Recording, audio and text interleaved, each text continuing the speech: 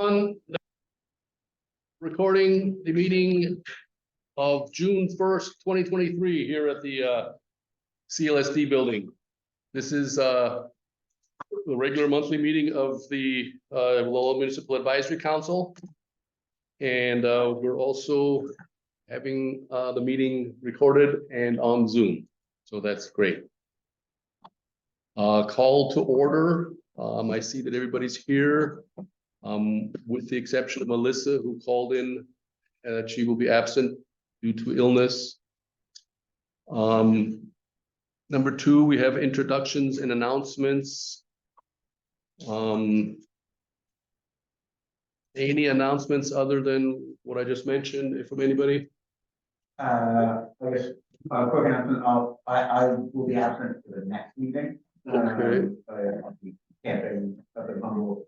All right. And then the following meeting has to be remote, which you and I can talk about offline if you want. But I'll be visiting my family in New York.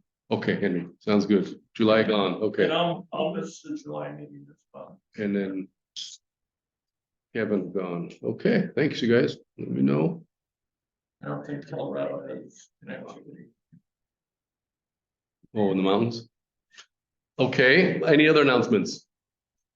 Then we'll move down to consent agenda. We have the leftover meeting minutes from April 20th. Then we have May 4th regular meeting, and then we have the May 18th special GMAC meeting. I think that's version 4 on the April 20th special GMAC meeting, Mary, right? I have V4 on that. Is that something that we can make a motion on in second, or What was that? April 20th? Or in April, whatever. I guess not. That and then just into this Okay. date for the final. Has everybody reviewed version 4 of the April 20th special GMAC meeting? Mr. Chair, Yeah. I would like to reintroduce per our resolution, section 504, the entry of protests under the Lowell Municipal Advisory Council bylaws.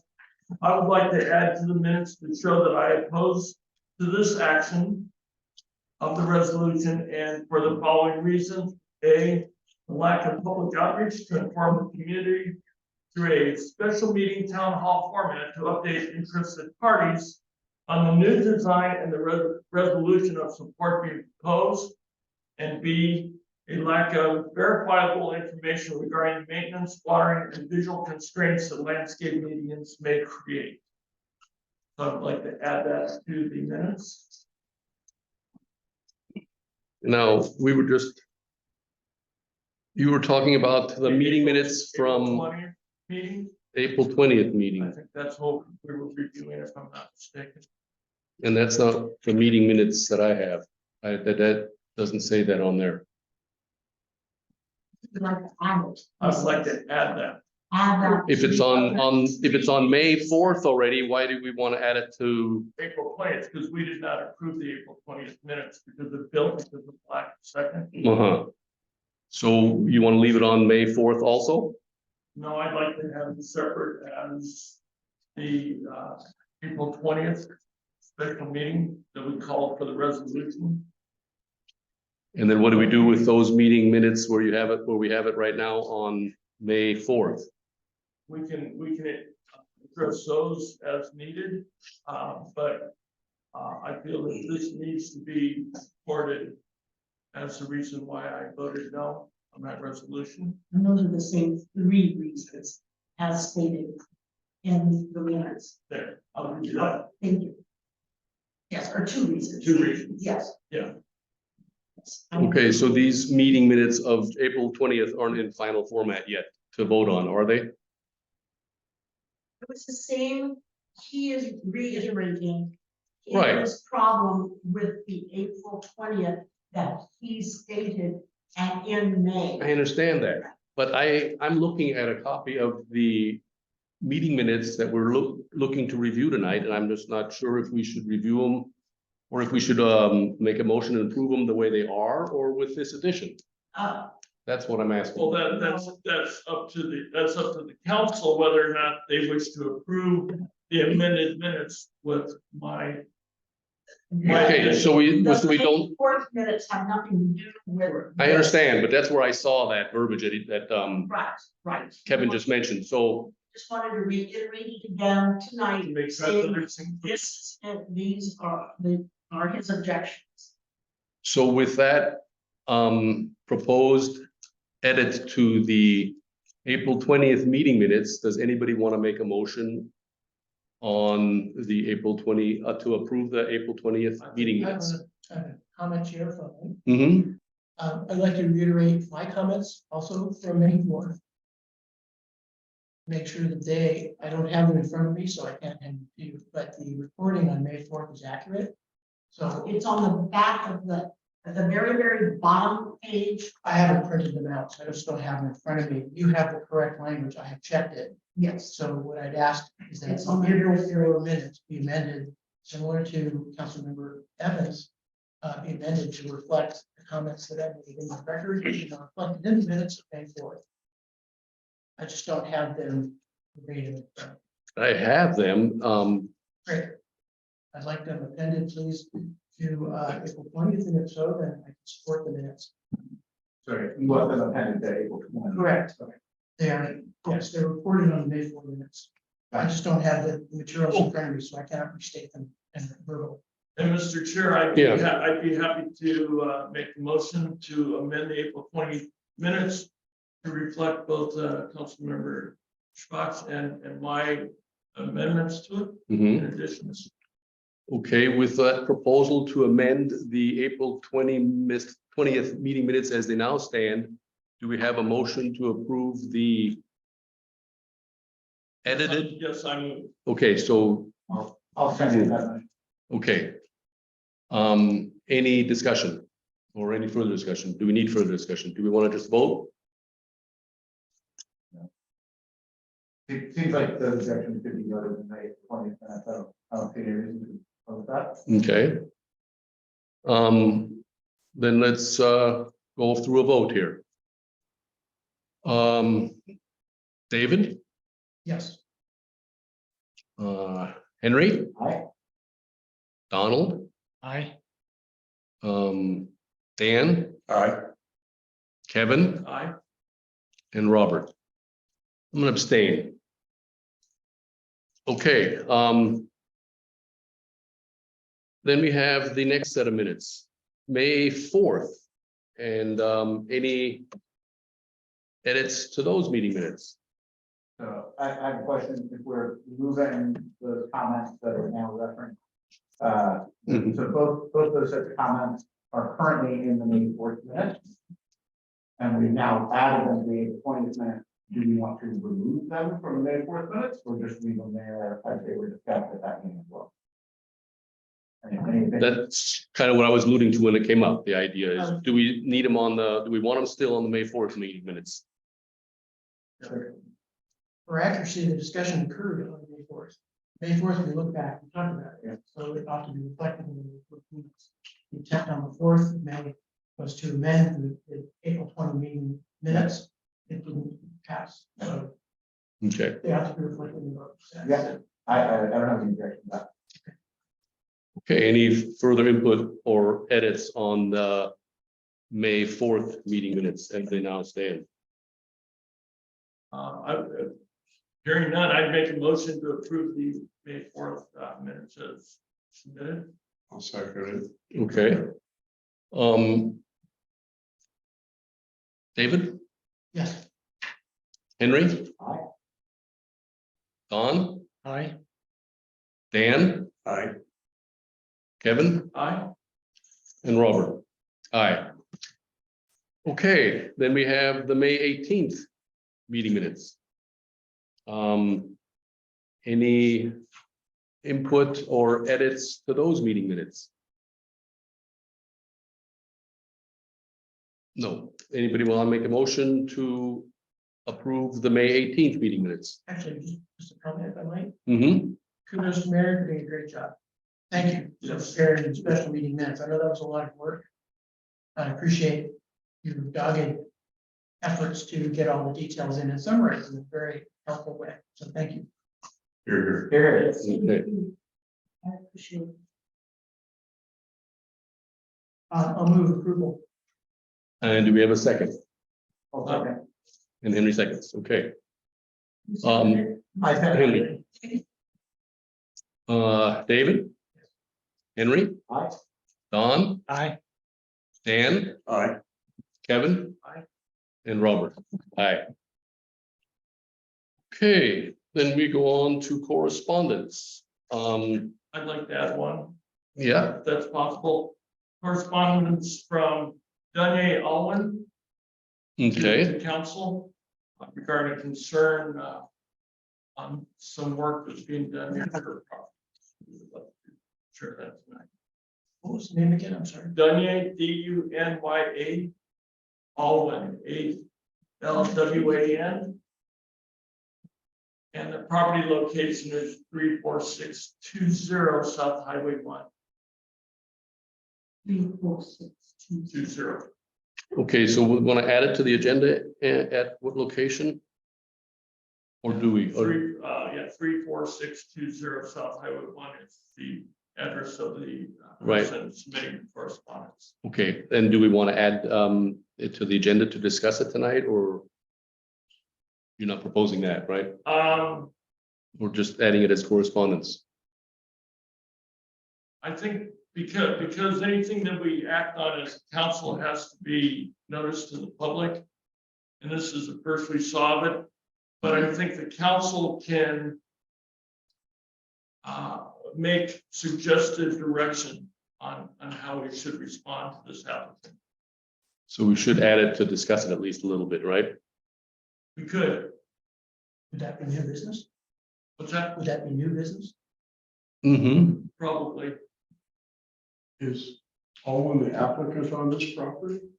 Alwyn's the applicant that we did the CDP, that Don and I did the Back when? CDP, right, about a year ago. Okay. And she sent us an email with a bunch of pictures, which I can display, so if you want to see what she's talking about, we can. Okay, so where will we add new business? Item I, under 7, There we go. number Okay, 7. all item one. Okay, so noted. So that's a little addition to the agenda there. All one correspondence, okay?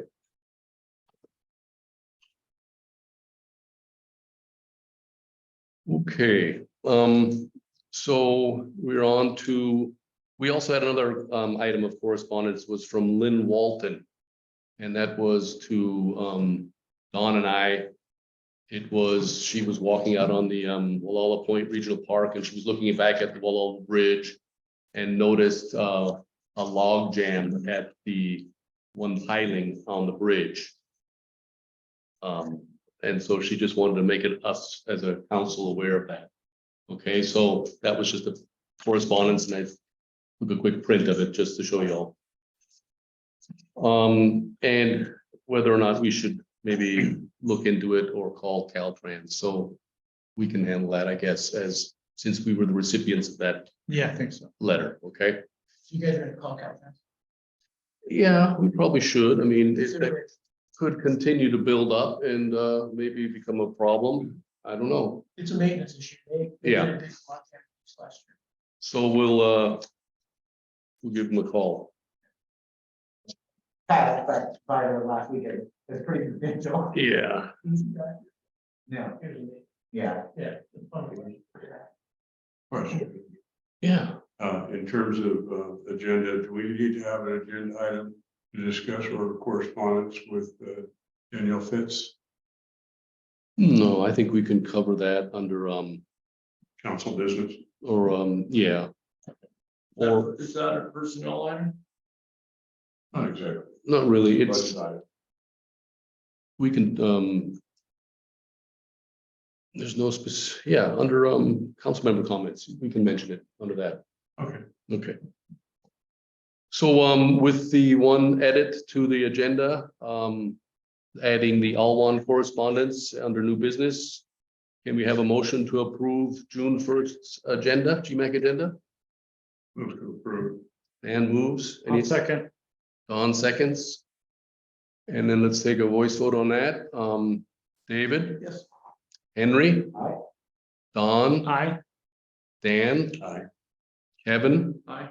And Robert. Aye. Okay, so we are up to public input on non-agenda items. Anybody from the public or council members as private citizens have anything they want to mention? Non-agenda item as a citizen, go ahead. Yes, the food bank would like to retain the amount of food they are giving out as of now for next year. The food bank has been not handing out as much food as they would want to because people are not coming or aren't qualified or whatever. And so they would like anyone to come and pick up food so that they can report that it's been handed out. So next year, they will receive the same amount as they are receiving this year, just in case we're going to need it. And so it would be good if people just lined up and said that they were there for whatever. And use it or pass it on, do whatever you want. There's tins and vegetables and pasta and rice, etc. So at any rate, they would like to do that. It's on the second and fourth Wednesdays in Valhalla. The second one is at the Baptist Church, and the fourth one is at the Valhalla Point Park. Baptist Church is, I think, 11 to 12:30, and Valhalla Point Park is either 11 or 11:30 to 12 or 12:30, and I forget exactly what. There's also one in Point Arena and another in Annapolis, and I do not know those times nor days. Yes, Mary, could you please repeat the Wallow Point Park time? I think it's either 11 or 11:30 to 12 or 12:30. And that's the fourth Wednesday of each month. And they have a lot more food because they come from Santa Rosa. The Baptist Church gets their food from the Fort Bragg distribution point, and the people at the Sonoma Park come up from Santa Rosa because they're affiliated with Sonoma County. And so they distribute a lot more food than they do up here. But there's eggs and frozen meat, hamburger, etc., also involved. So people are getting a rounded diet from food bank handouts, and they want to continue that for next year.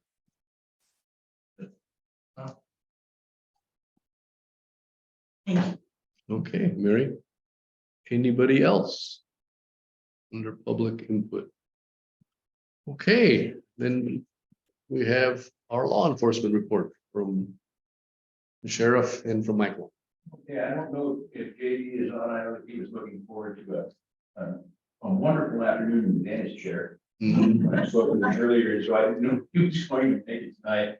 And he didn't sound super thrilled about going, but I was cheering him on. So Michael, why don't you go ahead and start off, and I'll give an overview of what we're working on, kind of a bigger picture. So, we just had Memorial Day weekend, a very good weekend, a lot of tourists. Everyone decided to remain calm and enjoy their time along the whole coast of the region. We definitely made a few arrests, made an arrest this morning and was able to transport somebody to the county jail for burglary. So that is good. As far as all that goes, we're definitely here and planning for all of our big events, for the 4th of July weekend coming up. Okay, so I'm gonna stand up because I've been sitting in a pickup truck for a few hours and it feels good on my back. And just a few things. I was very fortunate to swear in 2 new deputy sheriffs Tuesday. And some of the legislation and things that I've been working on with some of my partners in the state, other sheriffs, we were able to get that. Do you remember last year what I was talking about is working hard, trying to be able to hire the DACA kids? The Yeah. GMAC kids. Oh, yeah. We got that legislation through, and one of the folks that we hired is DACA. And he's a very wonderful young man who, I've known his parents forever, good people, lived here since he was a 2-year-old child. We're in the planning phase right now. One of the things that we're dealing with more so over in the Ukiah area than here is the homeless population and a lot of the narcotics and things that are going with it. So myself and other county partners are looking at putting together almost the exact same response style that we've done with the behavioral health stuff. And you remember when I spoke about where we have partnered a peace officer with the social workers and the clinical workers. Believe it or not, in 2 years, I was hoping that we would see a 40% reduction. That was a big lofty goal for me, to see a 40% reduction in transported 5150s and people who had background. Strangely enough, we saw almost a 60% reduction, which, I was really keeping my fingers crossed for 40%. I was thinking it would be closer to 30, but it has just been, it is upstream work that is saving the entire county money. It is saving a lot of people from digressing down into that danger to self, danger to others, or gravely disabled. And so we're going to try to take that same approach to deal with some of the homeless issues that we have over in the Ukiah area and the Lewis area. And I'm kind of excited about this. And I think that when we all get sat down to the table and all of the stakeholders and all of the service providers get together, we'll be able to build on each other's strengths and support each other. And I'm hopeful that we can have the same or similar outcome. Now, granted, I'm not gonna pray for 60%. If it happens, I'm gonna feel like I won the lottery. But I'm gonna hope for 30.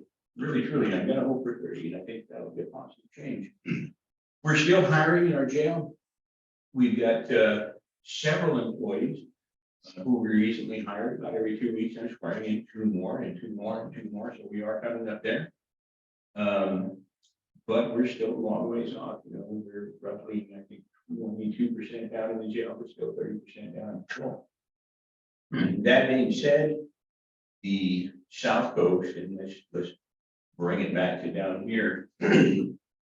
We've had a lot of arrests lately, but that's because Mr. Jensen is down here and we've had warrants and things that have been sitting for quite some time. He's cleaned up a bunch of the warrants and whatnot, so we're getting those off the list. And then when we have a burglary that we get on immediately, as we've seen in years past, normally if we don't have a resident down here, when we have a burglary, we have a string of burglaries. And then we've got all of these burglaries that we need to deal with.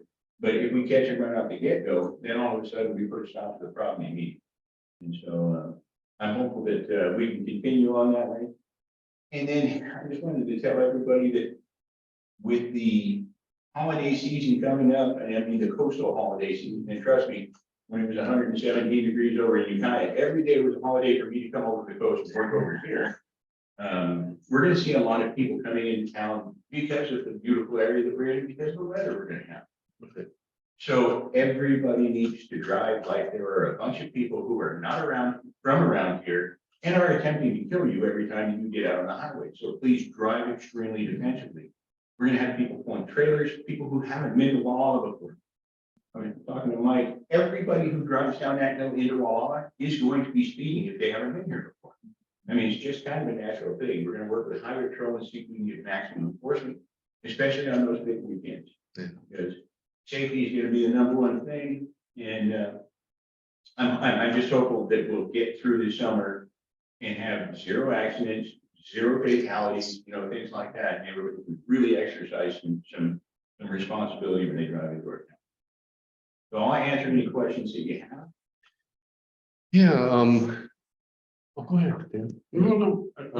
You have that question too then? Okay, go ahead. DACA, and then you were also bringing up one time to us that as a council, there were the inmates that you had a program for too that were you referring to them also? No, that's. I've still got a lot of programming going on in the jail, and I just hired a young lady who I've known for years and years. Buffy Barossa, Buffy Wright, I knew her as before she was married. She's a young lady from the Willits area. She's gonna be doing a lot of resort adjustment programming for me. That's what that was called, right? Yeah, Okay. and- Where you guys were building things and Yeah. chicken houses, or what were you doing Yeah, there? we built ourselves a Uh-huh. great chicken coop. and we Okay. got a garden. And I kid you not, when you walk out into the jail yard, it looks like the Garden of Eden. Mhm. It does, it's absolutely incredible. We've offset the costs in our kitchen with vegetables and eggs and things like that by over $10,000. And it's not just the offset of the money, which is great, don't get me wrong, it is. But it's the work that these guys are doing out there, and they're doing productive work. They're doing work that they enjoy. They're doing work that when they get done at the end of the day, they say, wow, I did that. And when you walk out there with it, they want to show it off to you. They're proud of themselves. Mhm. And I, But you're coming up with these ideas, right, Matt? Oh, yeah. And these programs, and I think it's just, that's 3 of them I think you've mentioned now, and it's just Yeah, great. yeah. I commend you. We're cracking the tops off the beehives now because it's warmed up enough. I'm a beekeeper at home. I love to go out and get stung and raise my chickens and do those things. Mhm. But all of those guys, those young guys that are in there, really enjoy it, Yeah. you know, and I think everybody wants to do something productive every day. Yeah. Sitting around and watching television would drive me absolutely insane. I'm always out driving my tractor, mowing things, building things, painting the fence, and I hate to paint. I only paint the fence when my wife tells me, man, you're on a timeout, you're gonna go paint the fence.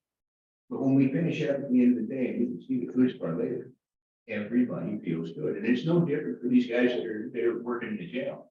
One of the most coveted positions is to be able to work in the garden.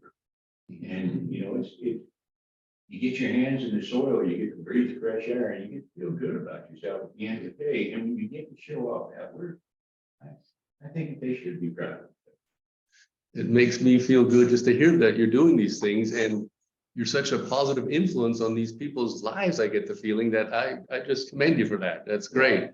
I am the ultimate optimist. Sometimes I crack my wife and say, no matter what happens, man, it could have been worse, but it's gonna be better tomorrow. That's just how my father and the old man made me.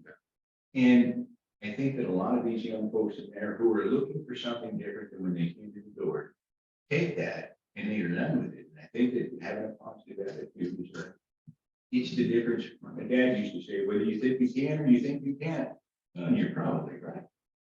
And a lot of things that we do in this life are based on our attitude. Yeah. So, Okay, great work. Thank you. anyway, any other questions? Don, Yeah. and then you guys, whatever. Yeah, Sheriff Kendall, as I'm sure you know, the county is on a path to electrify their fleet of vehicles. They've won at least one grant, from the state to put in charging facilities at the county yard, I guess, there in Ukiah. And they're in the process of applying for additional grants for even additional more chargers right now. What is your take on electric vehicles, either pure electric vehicles Or hybrid? plug-in hybrids for the sheriff department? So I asked my undersheriff at the beginning of this year to do kind of a big slug of research on stuff, and he did, and I cannot describe it as well as what he could. But I can tell you what he told me. In our municipalities, cities like Santa Rosa, Cloverdale, Potty, places like that, these electric vehicles are working out really well for them, and they're saving them a lot of money because basically you are responsible for plugging it in and replacing the windshield wipers, the wiper fluid in the tire. There's no oil changes. There's no heavy services on them and things like that.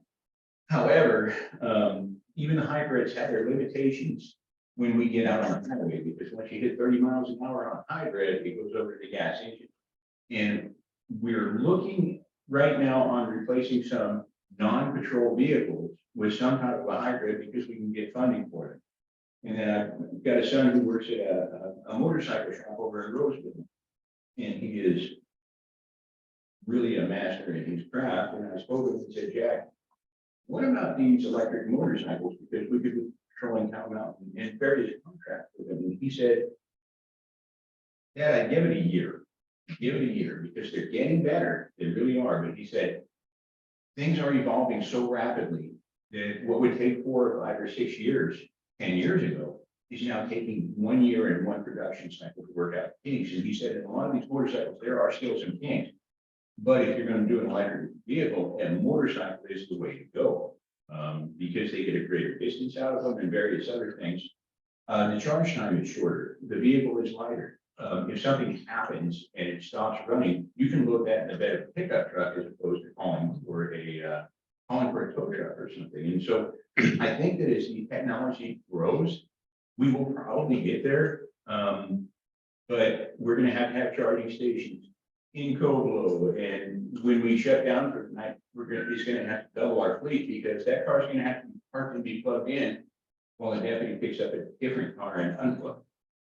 And so that is a concern, whereas now deputies can hand off their car after they fill it up with fuel, and that car is back out on the road again. There isn't the, 8-12 hour charge time. So, but we are looking at that, and I know that there's a lot of cities that have a smaller geographical footprint. They've done really well with it. Right, let me just follow that up a little bit. Your point about the hybrid, if you were talking about a hybrid, I mean, there's a difference between a plug-in hybrid and regular In the hybrid. regular hybrid. You're correct about the regular hybrid that, yeah, you can maybe get up to 30 if you take it real easy in electric mode and then the engine comes on, but that's not true with a plug-in hybrid. Plug-in hybrid, you can go full speed in electric mode until the battery runs off, runs down, and then the ICE motor, kicks in. Yeah. So it seems to me that at this moment, a plug-in hybrid would make the most sense for you, because it is in a lot of ways just like a regular ICE vehicle. Even if the battery's drained, you can jump in it and drive off, Yeah. as long as it has Except gas. The fuel tank is much smaller on those. That was one of the downsides that we looked at. So you're concerned about the range. Yeah, oh yeah, absolutely, Yeah. right. Believe it or not, I have had a lot of moments in my career where I worked a 26-hour shift and put over 300 miles on it. What do you like for range? At least 300 miles. I have a plug-in hybrid. My range is 600 miles. Yeah, but are you up and down the dirt roads in Cobolo? Well, no. On the homicide scene? True. And No, but those are the areas that we get really concerned about. And I've had a lot of 26-hour shifts in my career, especially on holidays. anyway, I just encourage you to look a little bit further into plug-in hybrids as a transition to the day when maybe, yeah, you could go forward. Well, and the other thing is with the price of fuel, it would be a huge savings. That's the other thing. You know the mileage I get in my plug-in hybrid? 160. To the gallon? 160 miles a gallon. Oh, that is impressive. Yeah. And I am such a tightwad, if I can go any distance and not have to pay for it, Lord knows that's the way I'd like to drive. I'm concerned about how much I want, because I don't want to replace the soles on these boots, they're so expensive. Any other questions? These guys. Yeah, are fantastic, yeah. sure. I know you're going into the budget process with the county.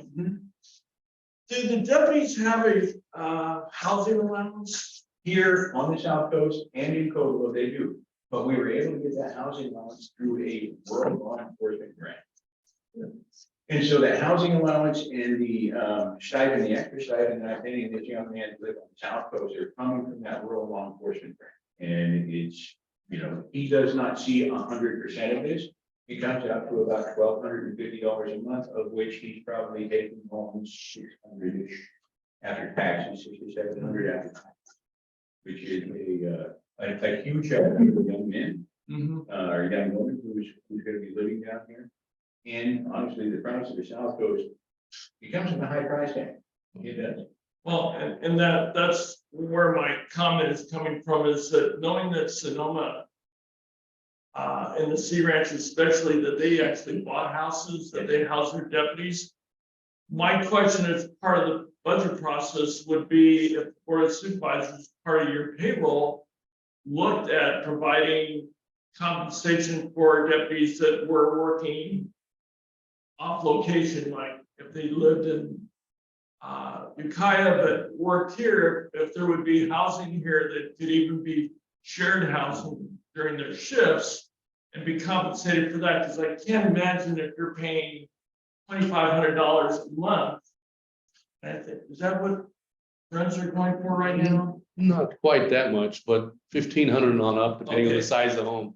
I'm just thinking that that's coming out of our deputies' pockets, and I'm wondering if it would be more of an incentive if the board looked at, providing that sort of compensation. Although the grant is great, but we don't know how long the grant will last. Well, currently it's good for 3 years. Oh, good. Because that one has a sunset on it, but I'm gonna start pushing, one of the, discussions that I had with the Attorney General, at State Sheriff's about 6 or 7 months ago is that a place like the Los Angeles County Sheriff's Office that has a $2 billion budget, okay? They are putting in for these grants and they've hired grant writers. They have grant writers on staff. And they push a button and these grant writers, they produce these wonderful grants that I cannot compete with my 2.5 years of Grand Valley High School under my belt, sharpening up my pencil. I cannot compete with those guys and I don't have time. So I spoke with the Attorney General and I explained to him a $1 million grant for me, when my county funds actually come up to about $25 million, that might be all, might as well be all the money on earth to me. Versus a $2 billion budget like Los Angeles County. The rich are getting richer and the poor are getting poorer because they can afford to hire those grant writers and whatnot.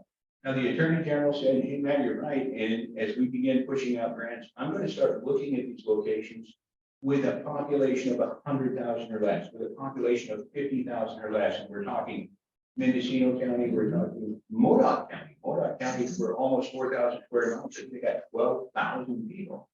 They don't have anybody that can write grants, but they need the help just like us. And so he said, we're going to make them non-competitive for you smaller counties because you are being underserved. And so I think that we're going to get somewhere on that.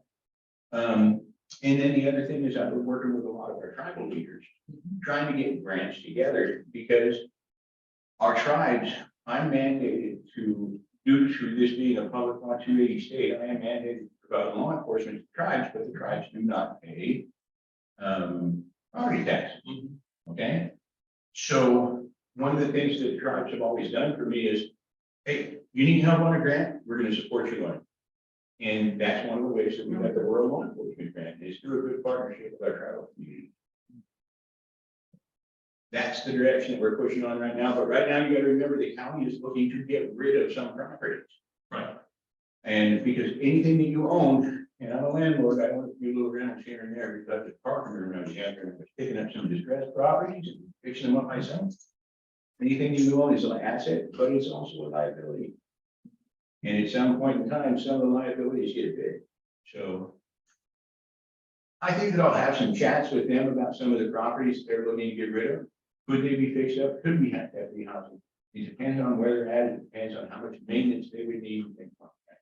That would be great. And for years, the CAL FIRE stations, they used to have a ranger unit. I don't know if you guys remember that. CAL FIRE in a battalion always had a battalion chief or a ranger. And they had a house for that ranger, and he would live on the CAL FIRE complex. And we have rented those CAL FIRE residences in the past for deputies. But CAL FIRE is not as into renting them as what they used to be because they are. Any other questions? I think Dan did. No, I did not. Anybody else? It's like it's pizza time. Looks like pizza time. Well, you aren't kidding. Every time I drive down here, I get concerned that I might be losing a little weight. Like, I know how to fix that. I'll swing by the pizza part. Okay, guys, thank you. Sure. Thanks, Sheriff. You guys know when I showed up down here that I had ulterior motive. Did I bring that up? Did I really miss? Oh, you did see that. You can say for Be well out there, All stay right. safe. Yeah, stand safe, guys. Take good care. All right. We have a really, really good and productive summer. Yes. Okay. absolutely. Yes, amen. Fire free. Yeah, okay. From God's ears, please. He's full of information, that guy. Okay, then we're down to our permit application for this evening, coastal development permit 2023-0014 Bostic. That's an administrative coastal development permit to construct a 1,900 square foot multi-story single-family residence with a minimum height of 16 foot above natural grade. The request also includes connection to the North Walla Water Company District and utilities. And the location is 46461 Fish Rock Road. The walkers on that CDP were David and Henry.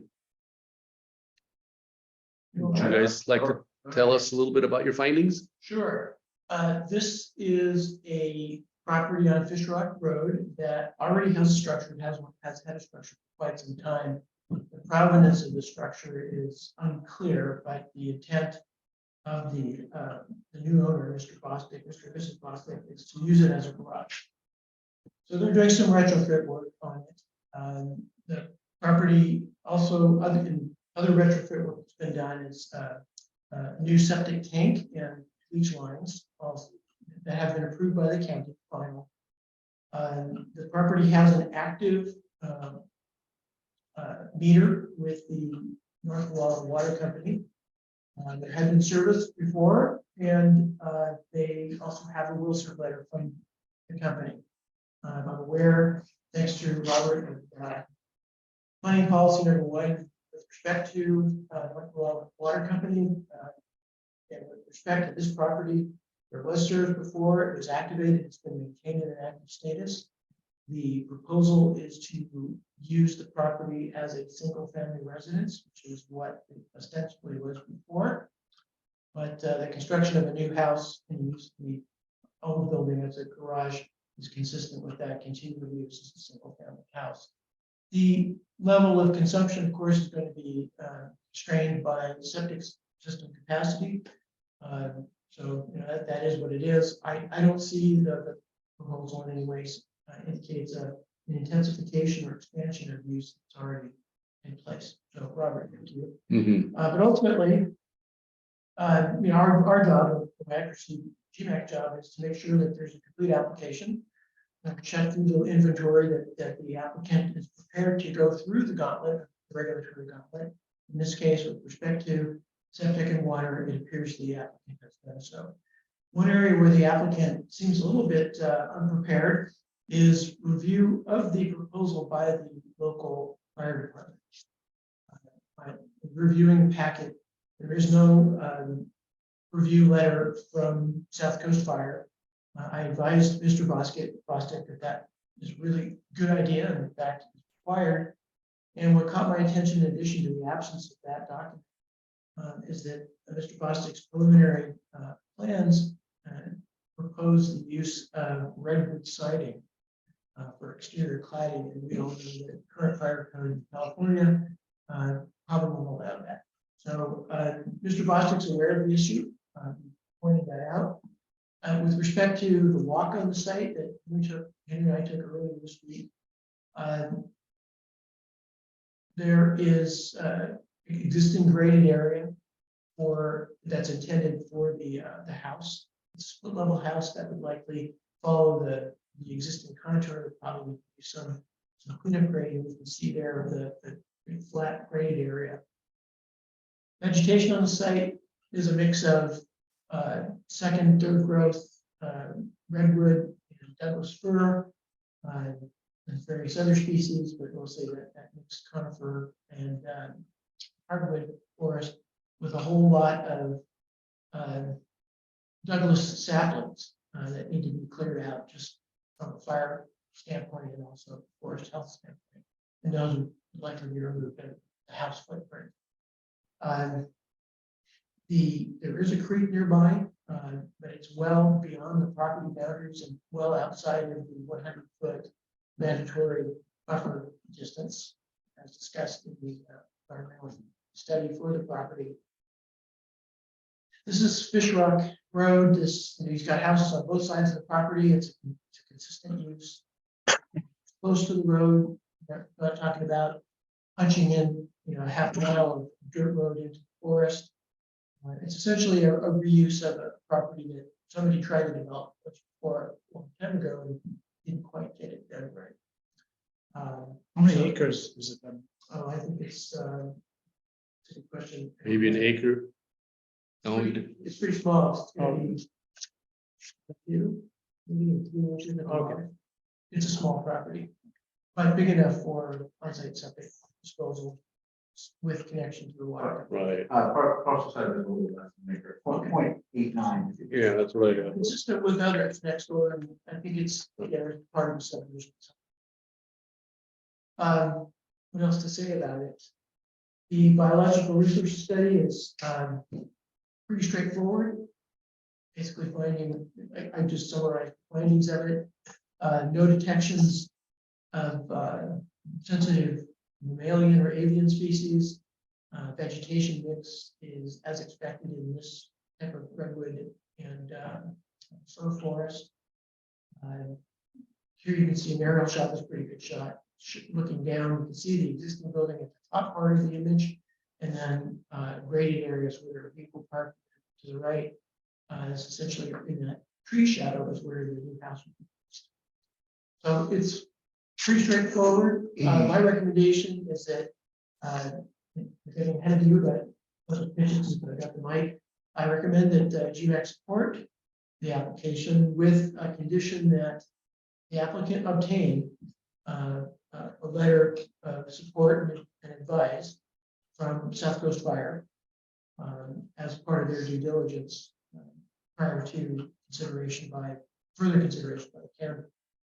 That's pretty much the only missing piece at this point, from my perspective. Do you want to add? Yeah, I mean, I'll say, this would be very straightforward.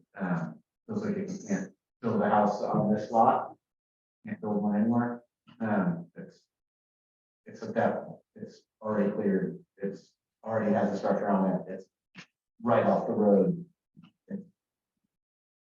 It's good to go. This is by far the simplest of these that I've done.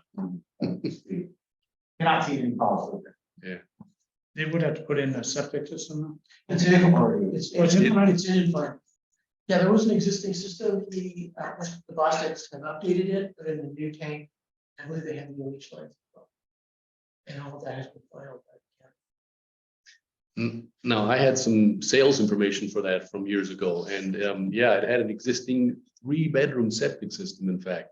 Now, I don't know, I couldn't tell from his plans what he's proposing, how many bedrooms he's proposing, but the plans were a little sketchy, I thought. They weren't as detailed as we usually see, but That's But- really, yeah. it does, what you guys say makes total sense. It's a no-brainer that one should be able to be built on. You'll The see existing that- water permit too, but what caught my eye on, and I just got this recently from the county, I didn't even know the county had.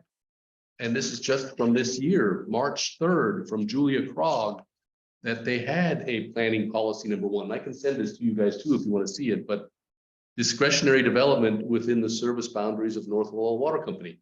It gives you some criteria when you're involved in selling real estate, but a lot of people out there do have meters, but they don't have anything on their property yet, so the state gets involved, the Department of Water Resources Control Board gets involved, Fish and Wildlife Board get involved when it comes to taking more water out of the Walla River. And that's basically what this policy talks about. It's discretionary in the county's mind whether or not they're gonna issue a permit. So I still feel unsure about whether or not, Yeah, that's what this leads me to believe, this policy. yeah, the recency of it is notable. My take on it would be, it'll be very instructive if the county refuses this permit on those grounds. That's good.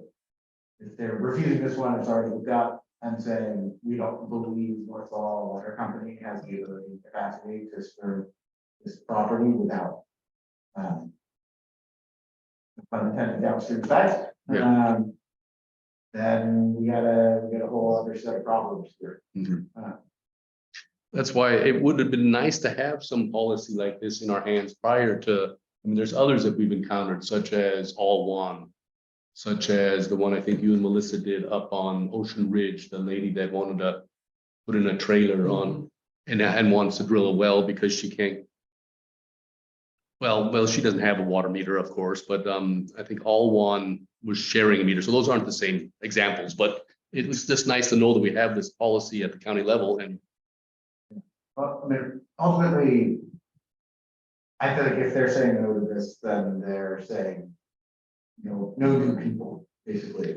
And maybe that's the answer they're gonna come back with, but I don't know. Well- They're a question for them, but. What's confusing in here, though, it also talks about will serve letters.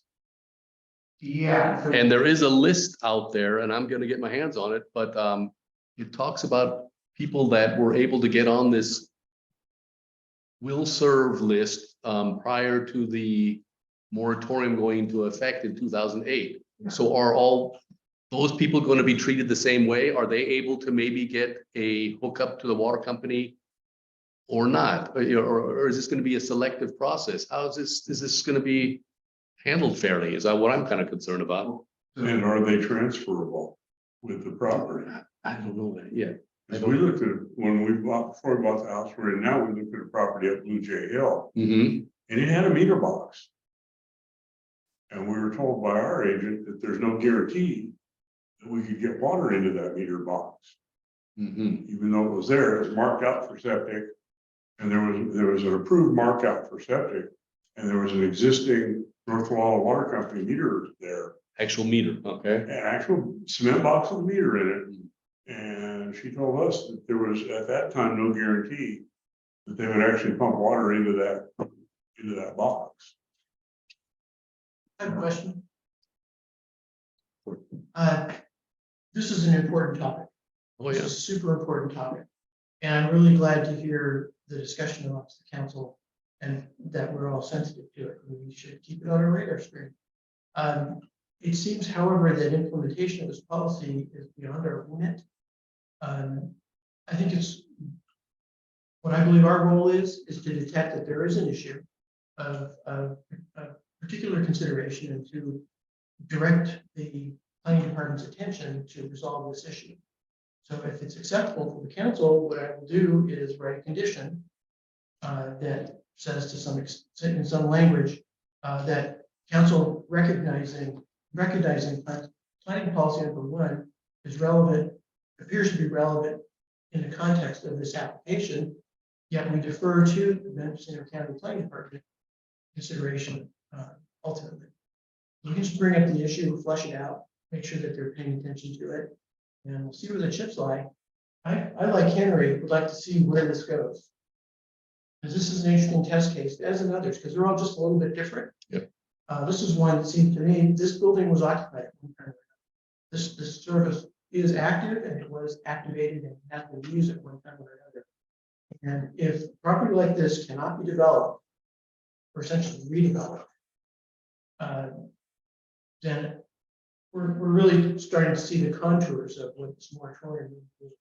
That's different than, say, if somebody wants to share an existing meter or wants to get a new meter but can't, so has to drill a well. Those are different circumstances. Is that? Yeah, that sounds like a Sounds good addition to me. Did you also see the page on the CDP? I just made a note to myself here, but it said existing garage on site predates the Coastal Act. Did you see that page? I've seen the page, but I didn't. So that wasn't, and I remember when we were showing it like crazy, I mean, because it was cheap and it was a nice location, that it was a garage. Somebody had been doing cars and something in there. And it wasn't really, They're living in it too. and they were living in it upstairs. There was some kind of a stairwell, yeah. So, and that's probably how they got the water meter at some point prior to 2008, I'm thinking. But anyway, it was interesting property. I just wanted to add my 2 cents from knowing it, from being there many times. So I have a question. go for it. Okay, and looking at this picture here, which is, the garage or existing structure, which really isn't a garage, not entirely yet. Where's the new residence going to be constructed? What would be down from that? Okay, so Yes, there's a cleared area. It's been graded in 2 stages. And the next stage down is the leach You lines. scroll, scroll back down, I think. Right there. So right now where your cursor is, that's part of that graded bench area. And that's where Okay. Right. will there be any trees that need to be felled? they say no trees down. Oh, really? Some sapling. There's a pile of there. Yeah, there's piles, there's overgrowth of saplings, the density is like whatever, 5 inches. Ridiculous. Yeah, it's fire. So they're gonna have to whack that out. But, other than that, it's, this area that's cleared, it's covered in, it was covered. In invasives. I remember to the right of that one vehicle there in that green patch of whatever that is, invasives or whatever, there was also, at one time, we believed that the septic system was in that area, No, but because there was a black pipe that came up, but then yeah, it's, what is that black pipe? I think it's just clean out. Just to clean out, okay. Yeah, from this, orienting to this view, and I hope this translates, Mary. Looking at this view, which is again an aerial view, it's Fish Rock is to the left of the image, Mhm. running kind of east-west, trending east-west. So north is to the left, south is to the right. The gulch is way down the hill to the right off the property. The 2 septic tanks are in the direction of the upper right corner. And then the leach lines are just off the right side of the image. So essentially downhill from the intended house footprint where they belong. So they're going to be able to use gravity Right. to push it. That black riser was probably a cleanup. From a potential home site there, right? Yeah, And you were saying that the septic tank and leach lines have been replaced, huh? correct. Okay. Yes. Been updated. and Signed off again and all that, okay. Sounds pretty straightforward then. To me. Any other input on this project from anybody or anything additional? Yeah, it just, the last thing I'll say on the water issue is the moratorium is clearly on new connection. Unless you have a will serve letter that predates October 2008. This is not a new connection, but the language at the end is ambiguous, saying any discretionary permit might run afoul of the concern. So the moratorium, I think, is not really relevant, but the expression of concern certainly is. So that's what, yeah, as you said, we'll see what they need. Yeah, this is clearly something that the county is going to have to sort out. Yeah. We're really not equipped to do that job, but I think it is our job to point out we're aware of it. It appears to be relevant in this context or in this case, and ask them to do the job. Yeah. And I'll go to the, and the only other thing I'll say on that is the letter from North Walla Water Company does not explicitly state we have the capacity to do this, which is sort of what the policy is suggesting might be required. And so how that all gets worked out between the Boston, North Walla Water and the county. Yeah. Remains to be seen. Yeah. It's not our job. Would you like me to add a request to the planning department that they follow up with us on the disposition of this permit so that we can learn from that case? I can add another note. Sure. Is that What do you guys think? the group? Very, very much so. Okay. And the more they can tell us about their reasoning behind it, or at least in the negative determination, but maybe either way. More useful that would be for us going forward. I will do that. And then maybe we can learn some more when we have a chance to get together as a water ad hoc committee. We can look into it some more too. Okay,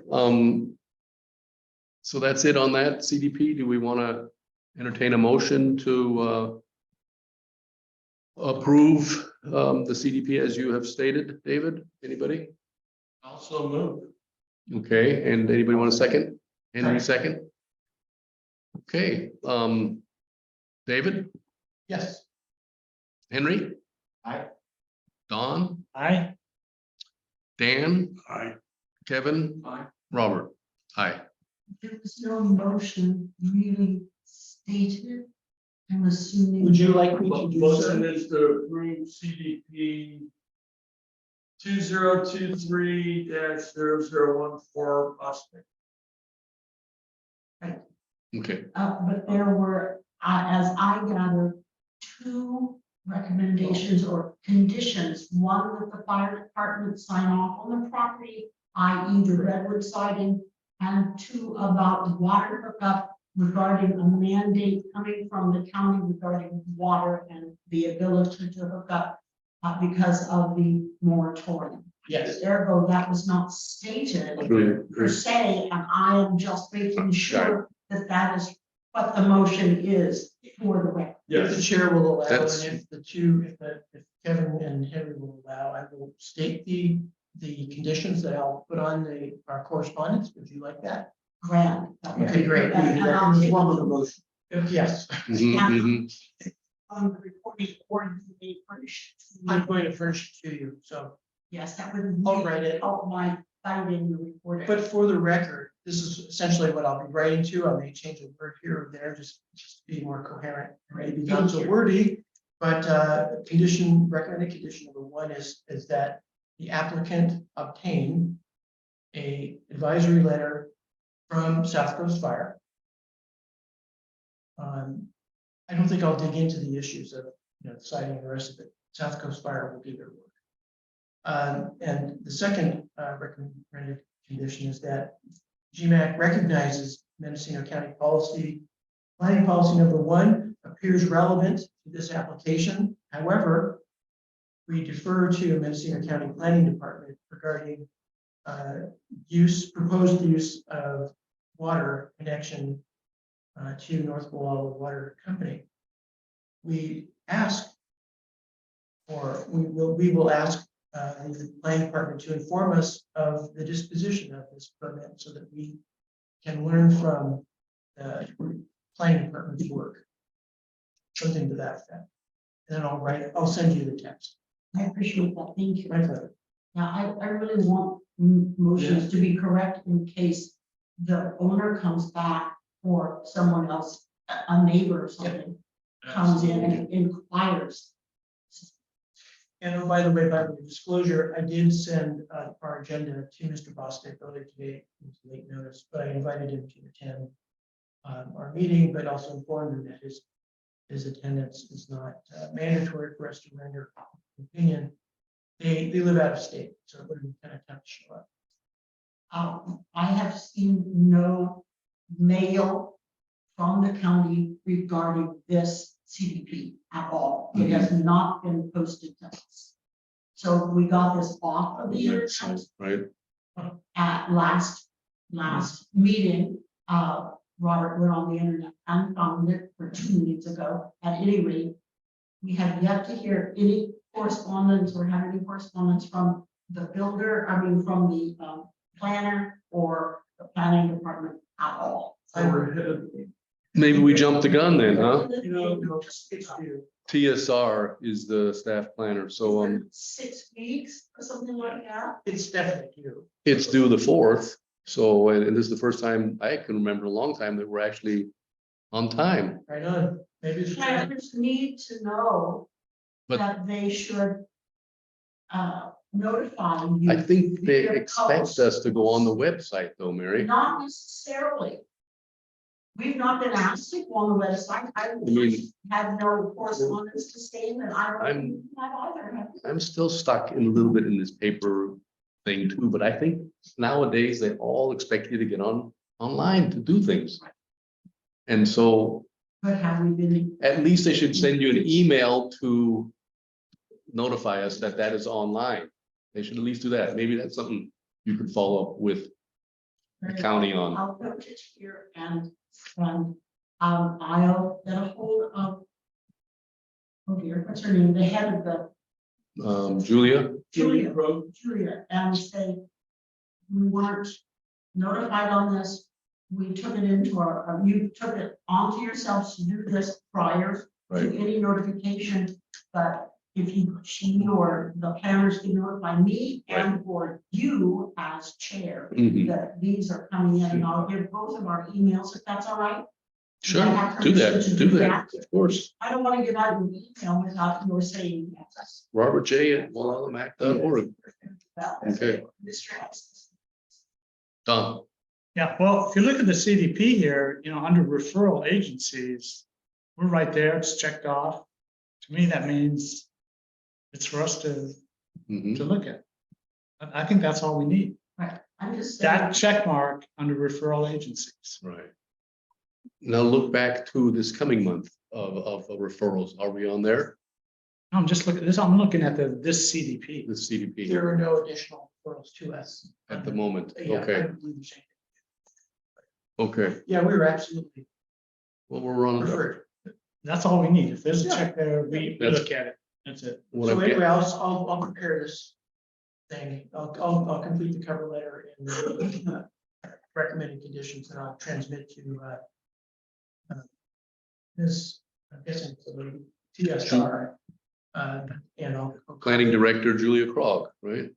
I usually don't. I usually go back to the point of contact. TSR, okay. Yeah, and I'll send Mary a copy. And then Mary can contact Julia Krog on that.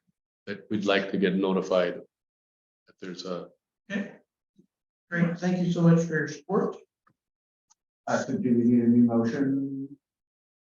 I heard it twice now. I mean, I was already acting on the first time I heard it from David. So Mary, are you good? I'm fine, there's been And a, then he's gonna follow up with it within writing? I don't, yeah, it's been clarified, the vote's been taken, yeah, okay, that's, you're that's good. fine. Follows Robert's view. Okay, And just to double clarify, there's nothing on the website right now for Walla after costing. That's the most recent. okay, good, thanks. I didn't ask. Are you interested in talking about the THP, Bowers THP that I sent to everyone? I meant to mention it, but we got into the minutes. We didn't add it to the agenda, did we? No, we didn't. Yeah, probably because there might be public interest on that, that would be something we would need to agendize, get out. to the public. Is it an Mr. Chair. NTMP or a THP? It is, Timber harvest plan. It's an NT. Then it's, Yeah. it's existing already. It's been existing for years. It is a notice for an Okay. NTHP. Well, then we could put it on next month's agenda. It's just a notice. Yeah. There's really there's no action. it's an NCO number 9, NTMP. Non-industrial timber management plan, there, that's, I saw it when you sent it to us. Information item, I'd say. Yeah, If you guys know what an NTMMP is, he can pretty much go into the forest at his land when he pleases and get logs. The group selection. It's not- Yeah, there's not much we can do. And I didn't know whether you wanted to, and I forgot to add it to. I didn't realize it either. I apologize. That would probably be in the future more of a communication. Exactly like she did to us. She said it as a point of interest or a communication. Okay. Okay, and thank you for joining me. and for bringing it up again. I get these every week and I comb through them. They're not giving the location anymore where it's located, so I have to try and see if Pudding Creek is near here, and I don't think it is. Trying to know the area as well as I want. Okay, then we should move on to council matters. Under old business. I don't have any old business. Under B, Walla Services Committee, Walla Parks Report. Do we have anything new on that? We do you? I've got it printed out, or you got it? I've got it on here. We got, Henry and I received a communication from the director of governmental services or general services admin for the county, giving us an update on our park, where we're at. Both Henry and I communicated with her and sent her some pretty specific questions on where they're at. We both have a copy of it, so if you want to just go through the high points, or I could, whatever you want. Yeah, so she said it's Mount Park's back open. I went and visited it actually just before I came here. So I'll cover that after I get the email, but open, still waiting on the road replacement. That's still pending, but they say all the other remediation work has been completed. They got the new piece of playground equipment, basically the monkey bars that have been taken out by a tree, they replaced that. And that looks good, colors different than it used to be, but I'm not complaining. Basically there's still 2 areas that are closed. There's the spillway, the path across the spillway is chained off. She said the down border to the kids' play area, which I'll talk about again in a moment for my visit.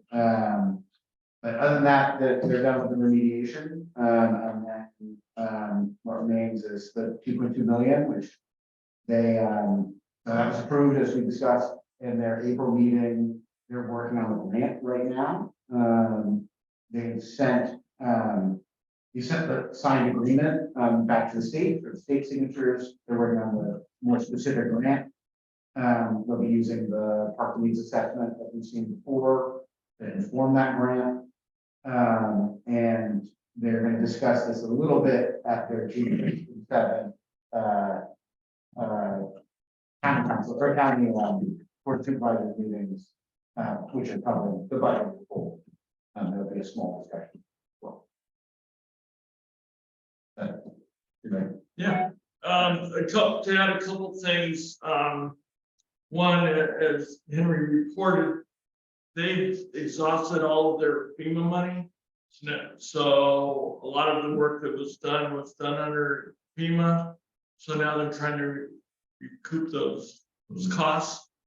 The one thing that we need to be cognizant of as part of the resolution from the state was that 2 provisions on there, one that the county provided money in addition to the 2.2 to complete the full construction or reconstruction of our park, and the other is to provide money to annually maintain and operate the park.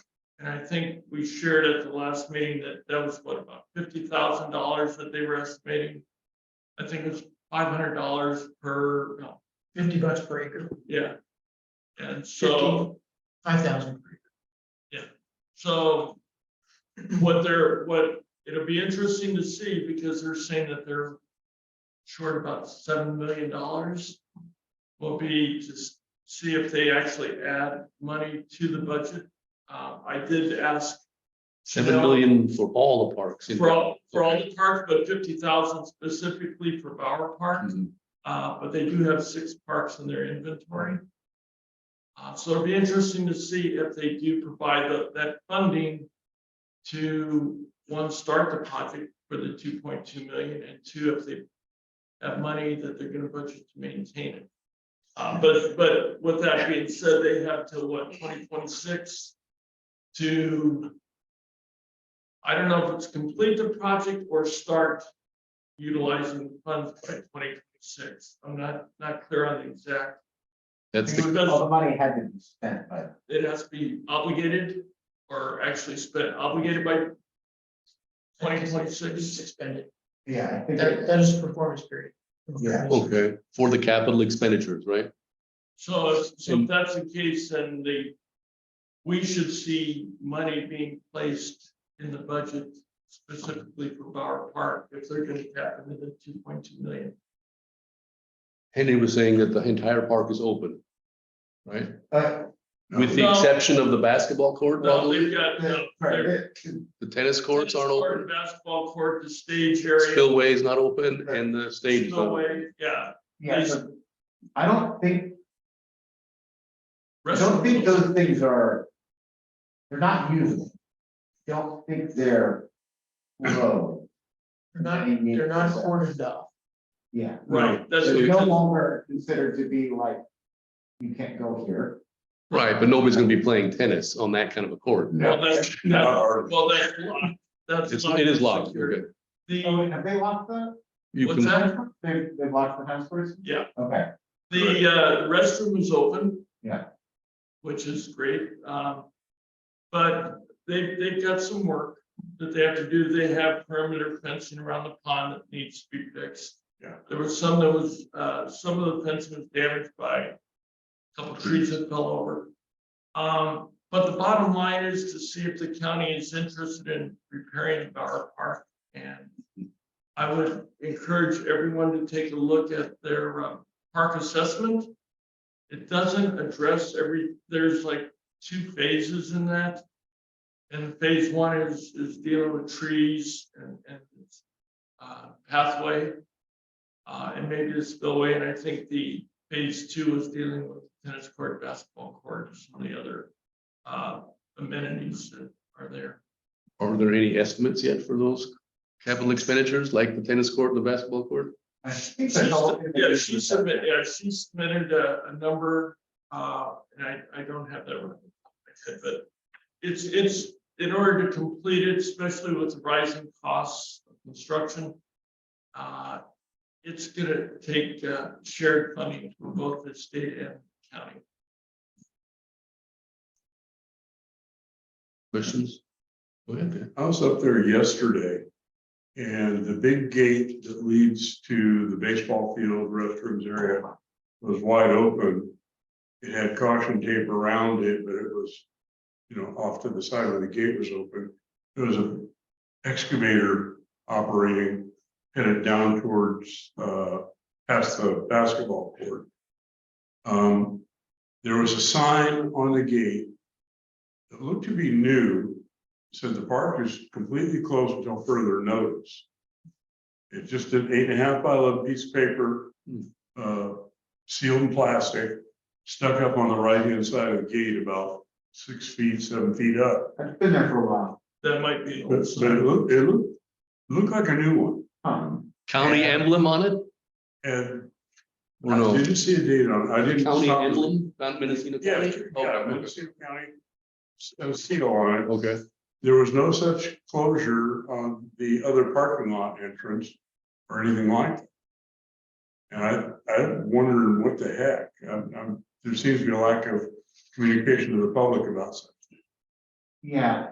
I think there's in general communication issue. They had promised more substantial updates. They even said that they were gonna update their Twitter feed. There's one update about a month and a half ago, saying, watch this space for further updates. Nothing. Yeah. So, as a, But to the person walking in, they're gonna see one gate that says abandoned Hope you enter, don't come in here. And on the other side, they're gonna see absolutely no warnings, no notices, nothing. yeah, that's interesting. I went in from the other side and then out, the side of the gate. I didn't look back to see if that we're still there today. I assume it is. Yeah, it was there yesterday, is all I know. Yeah, so, yeah, I assume nothing has changed. Somebody should take that down. I will offer my services to them to take that down if they so wish. And maybe it was just because they were running heavy equipment.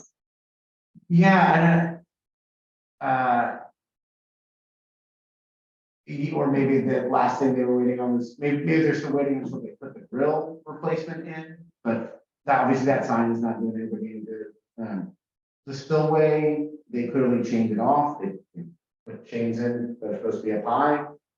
Those chains are down on the ground, that's not stopping anybody at this point. Yeah, that's where they took the excavator through. Yeah, I don't know, and Where, there's some metal clasps on metal poles that are supposed to hold yeah, up. they're doing metal this. chains. Well, and also could somebody just unscrew the clasp and drop the chain down so they can go through. I mean, when I was there, somebody had just biked around the spillway right over the chain. So Yeah, the town at this point, I think, has little patience for this, and they're essentially gonna do what they're gonna do. So again, I think the longer Mendocino County drags their heels on this, the more there's liability there that is just continuing, because you chain it off, but.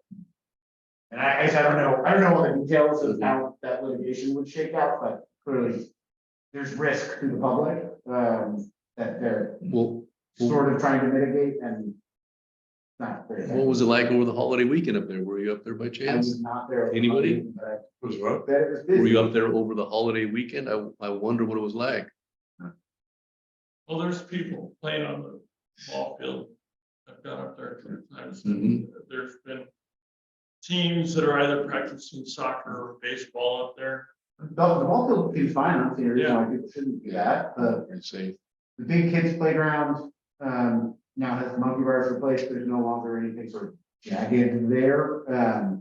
It's still in pretty bad shape, from just negligence over many years, but, you know, the new monkey bars look nice. The rest of it, not so much.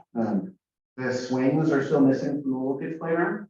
The little kids playground looks pretty sad without those. It's not a very inviting, setup. Now it sort of feels half of what it was, because that's exactly the case. So I was hoping that as part of this, they would just replace the swings, but swings didn't have anything to do with the storm. That was vandalism. So I'm gonna follow up, from a subcommittee perspective, on the swings and the communication issues, and that signage, which I had not noticed was still there, but thank you for, but I'll make sure to let them know that that's still there and ask them what their plan is for that sign is. If it's open, but your sign is saying it's not, it's, you know, they clearly have a credibility problem, and that's not doing anybody any favors.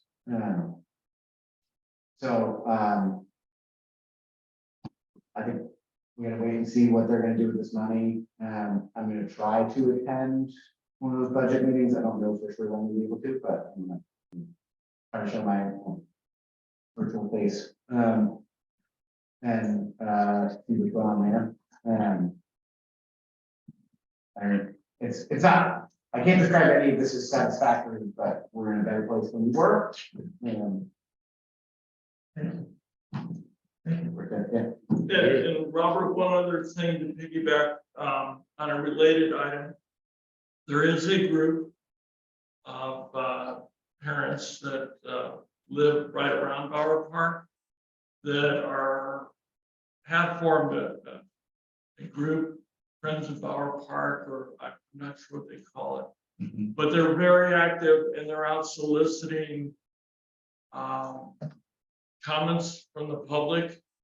They wanted to piggyback our survey, and I shared with them that it would probably be more effective if they created their own survey specific to our park.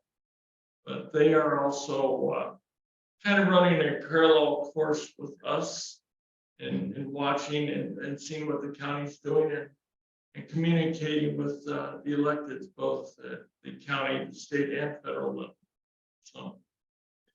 Well, it's great to hear because they saw how engaged you guys got and how the county responded, and now there's this roller coaster, this wave going on, I hope, you know, and county is stepping to the plate, It's called Fixed Power Park, that group. that group. And,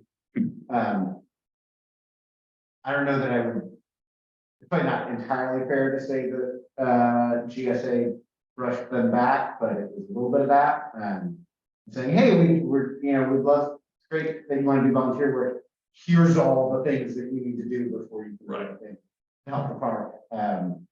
What did you mean by GSA? General services. Oh, okay. So, yeah, it was not very welcoming, or encouraging. It didn't say, no, you can't do work on the park, but it was, here's a bunch of hurdles that you're gonna have to clear. I have not yet heard anything from Fixed Power Park about whether they intend to pursue those or not. Mhm. Mary wanted to say something.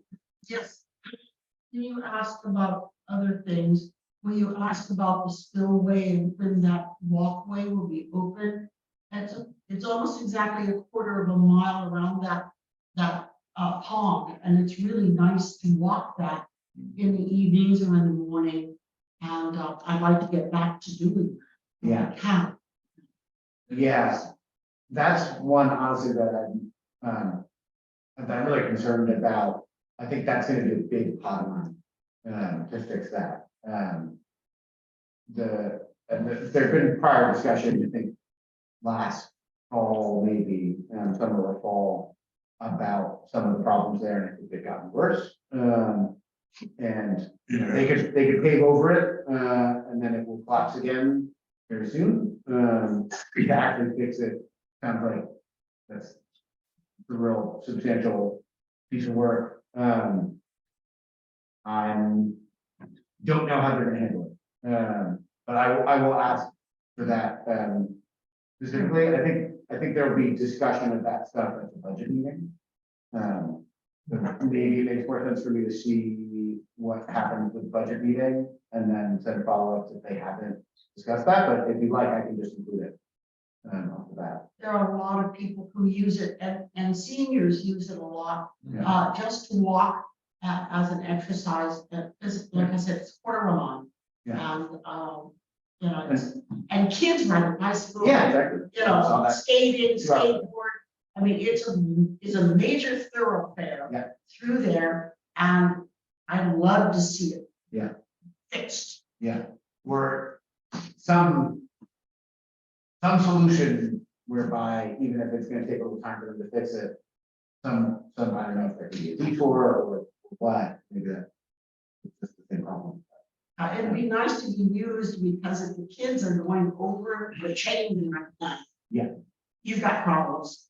Yep, oh yeah. there was- Down goes a kid, it's a head, So I then saw the parks will be closed. So 3-year-old doing that. Yeah, 2 hours ago, going right around that. It's- Yeah, it's actually have a razor go through there. Those scooters. If you remember a few months ago, I said that was undermining part of the pathway that was away from the pond. Yeah. That collapsed. Yeah, It completely collapsed. And so it dropped that whole, rest of that pavement a good 3-4 inches. it's about 3/4 of that pavement. And it's back Yeah, out. yeah, and the rest is, the asphalt's completely missing. Okay, that's a lot of information you guys always get to us every month on that, so, it sounds like it still needs a lot of work. Yeah. Good work on your part. I wish I could say the same for myself on affordable housing report next on the agenda, but I'm interested in the latest that I got from the county on this, planning policy and the water effect on water hookups, and I'm interested in all the people that apparently have these will serve letters and what can be done to get a little housing going, I guess. But it's such a big item, such a big issue. I know there's people out there that are converting their uses into housing in the mixed use area, as I think I've stated before. There's people that live at their various hotels, or manage the hotels and live there. I think the gentleman that owns the next building, the Whale Point Landing building, is converting it into residential, and we heard also that Cypress Village is going to turn some of it into residential. So I see a lot of that happening, but the downtown core could use more of that, I think. And if I can spend some time or get some extra time together to look into affordable housing more, I will. But if anybody likes to help me or wants to join that committee, I welcome that too. So that's all I have for tonight. We can hopefully spend more time on that in the future. Yeah, and as I said, I'm happy to join. I mean, it looks like streetscape work is winding down. So. You did say that you could do that one yeah, time, didn't you? Okay, Henry. Maybe, tail end of the summer, Let's, enjoy that. okay. Let's get together on that. Sounds like the water stuff is gonna be.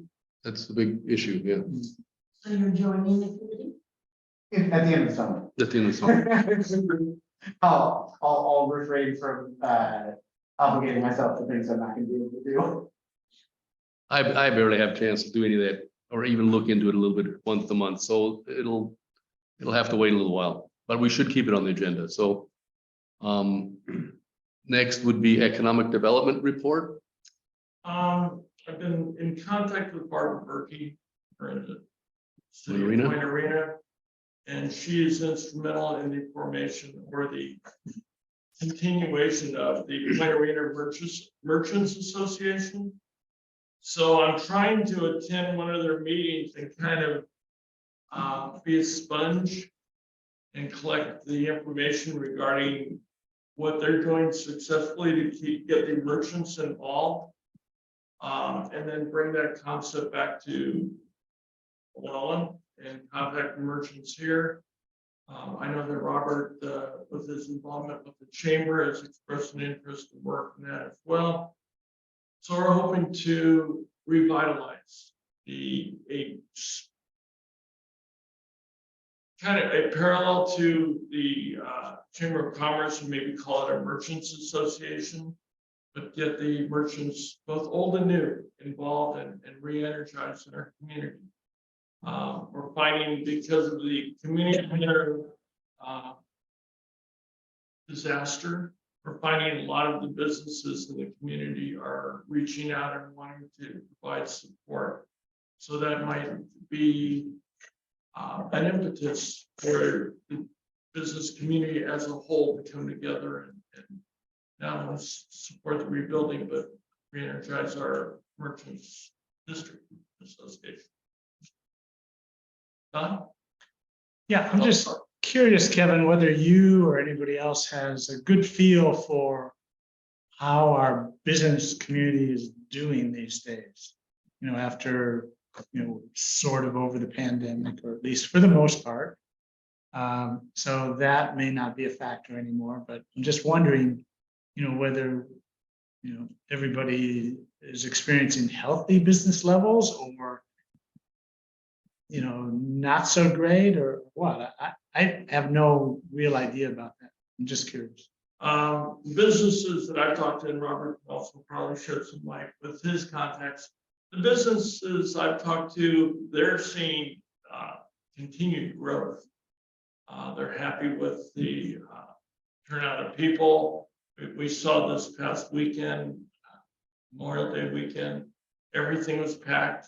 I know it took me almost an hour to get a pizza from Upper Crust. So yeah, everybody is seeing people coming back to the area and using our businesses. And if you walk and surf or Wallowa Super, yeah, you're gonna stand in line because there are people shopping. So yeah, I would say the economic growth and vitality community is definitely on the house. I did talk to one person who's trying to open new business. Who said, unsurprisingly, staffing is still a big problem. That's, interlocking pieces, but economic growth requires staffing, which requires people, which requires housing, which requires. Eventually boils down to, we could do a lot if we had the water. Yeah, but on the other hand, we do have places like Wallowa Hotel, a previous Ayurveda building, where there's nothing going on. Well, It's dead. There's a, Yeah, that's a staffing. You think that's a staffing problem? yeah, Yeah, I had a conversation. And well, the Ayurvedic Center is, I think that's gonna be, that's gonna. The. He's been- Yeah, so that, the Ayurvedic Center is not gonna open under that umbrella.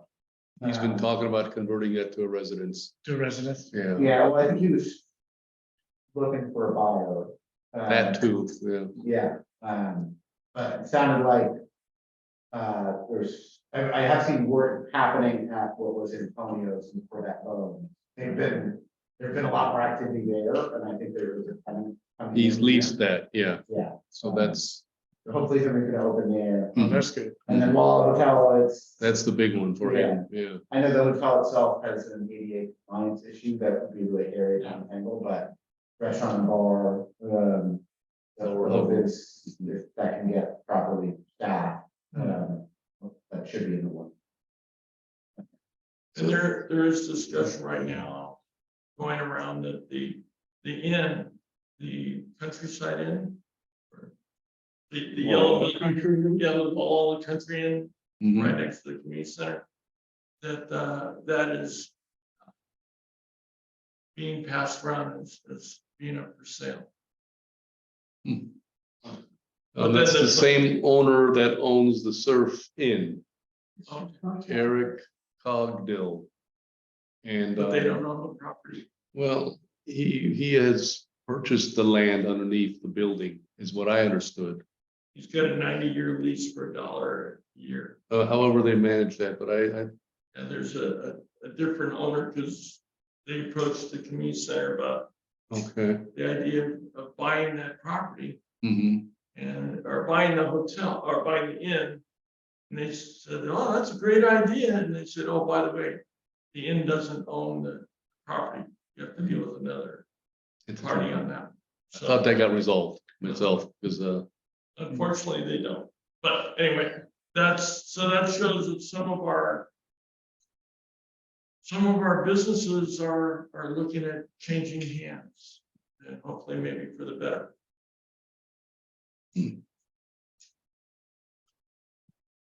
So that okay. concludes the report. Thank you. Yeah. Great report. Yeah. Short. This next one will be short too, because we've just had our May 18th meeting on that. We're looking to reach out to Caltrans probably this coming month, June, for a committee meeting with Caltrans, see where they're at. And then we'll report back to the full council in July. But you're not gonna be here in July, somebody's gone. Henry is gone. July, Kevin, you're gone, both of you are gone in July, right? Yeah. So we'll see when the committee gets together with Caltrans to get an update, and then I'll present what we do have, okay? Electric vehicle charging station, that's just you, Don. Yeah, okay. The grant writing committee for the county provided a report to the board of supervisors in the last meeting. They've clearly run into some problems which are gonna hamper it in terms of providing sites, that make sense, given the rules, the federal government rules for charging stations, especially on SR1. So at the moment, it looks like they're focusing on 3 sites along 101 and 1 site in Fort Bragg. And the reason they're focusing on those 4 areas, as they explained it, is because they are public properties. All of them. One of the requirements of this funding, the CFI funding grant program, is that if the county, being the applicant, contracts with a private owner, to host the charging site, that private owner must pay 20%. It's a matching fund. Now, of course, if the county puts charging stations on public property that it owns, then the county pays 20%. So it looks like at this point, and there's going to be another update next week at the next board meeting, so maybe they'll have made some additional progress. But at this point, we've got these 4 sites, they're all public sites, and none of them are the sites that we recommended. Not a single one. None of them fill gaps. And the whole point that we were trying to propose is sites that will fill gaps, current gaps that we have in our charging infrastructure in the county, in the whole county. So putting more, even more, there already are charging stations along High 101 corridor and in Ukiah. So putting more there doesn't really help fill the gaps. But the county is constrained because it, at least up to this point, maybe things are starting to change, I don't know yet. they haven't been able to find a private sector actor that's willing to pay the matching grant. So that's where we're at on that. It's a bit disappointing, obviously, because given, and it's really the federal government, that laid down these rules in terms of what has to go on a alternative fuel corridor road, and that is what SR1 is. It's from the federal government standpoint, SR1 is the same as Highway 1 and 1. There's no difference. And yet we all know that there is a massive difference in terms of traffic. It's like no comparison. Right? Highway 101, it really makes sense to have these strict rules for 4 charging plugs at 150 kilowatts, DC fast chargers. Those are very expensive machines. So we're talking bare minimum $500,000 for a site. And it's probably going to be closer to 750,000 up to $1 million, depending on configuration and the site issues that you might run into. Also, for asking a private actor to come up with bare bones minimum $100,000 has become an obstruction, a bottleneck in this process. So I'm not sure, what positive is going to come of this particular grant program. And I was talking to Janet Orth today, and we feel that we need to provide the federal government some feedback about this program, because there should be another round. Because they're not, spending all their money in this round. It's $700 million for this CFI grant program. Congress allocated $7.5 billion total. So there's still some money there. And we're hoping that with some feedback from areas like us, and I'm sure there are a lot of other areas around the country in disadvantaged rural areas, because that's what this program is designed to work with. It's not like they got the design right. It is. Talking about the perfect day, the enemy of good. Exactly. It does make sense on a corridor like 101, where there's significant amount of traffic, to have those requirements for 4 DC fast charger outlets. But here, it's cost prohibitive in my mind. Now, there may be another option for us that I'm working with, and that Kevin has also has some familiarity with. And maybe Kevin, I think, didn't the county talk to you recently too? So you may have something to add here. Is there anything you would like to say? The county basically approached the community center to see if they would be willing to do a feasibility study at the community center to see if charging stations would be even of interest, and that will be going to the full board. Unfortunately, on the 13th, and that's the same day that they need some sort of response. That's the deadline for the grant. Yeah, so I'm not sure where that's headed, but yeah, they did approach us to see if the community center would be interested in at least doing a feasibility study. But as you're saying, I think the price tag that goes along with it of coming up with 20% is not real attractive for anyone. Mm. And they did say that they did look at their only county property in Walla, and they were looking at Bower Park, but they realized that's so far off the trail that nobody would drive up to Bower Park and charge their vehicles. So that's a non-starter. But If the park was in great shape. what's that? They might, the park Or- was fully Oh, yeah, functional. that's. Or if they're desperate enough for a charge. Well, that would be an encouragement to upgrade the park. Or if But you have to yeah, reroute Highway 1 that way, streetscape. But yeah, so they did contact us.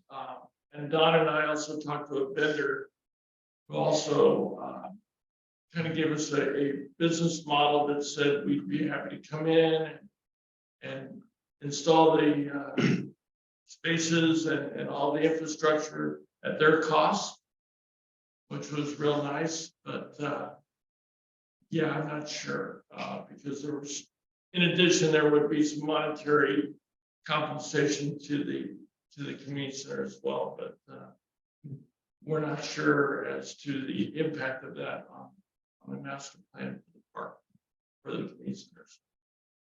Not only that, but it's kind of a time frame issue also, right? Yeah, he wanted Because- it yesterday. Yeah, they want to move forward fairly quickly, and you're not really gonna be ready, because you don't even know where the new building's gonna go yet, right? So, anyway, that's pretty much where we're at. I'll attend the board of supervisors meeting, next week. And see what the final report is. I say final because the week after is the deadline for submission. So this will be the last board of supervisors meeting before the deadline. So we'll see what they come up with. I feel like we've covered this before, but the Caltrans. The Caltrans lot is not. It's problematical. We've looked into that before, and basically the way that would work is Caltrans would cede the land to the county. And then the county owning, it would just be a portion, pull out, not the entire thing. Then the county could, put some charges.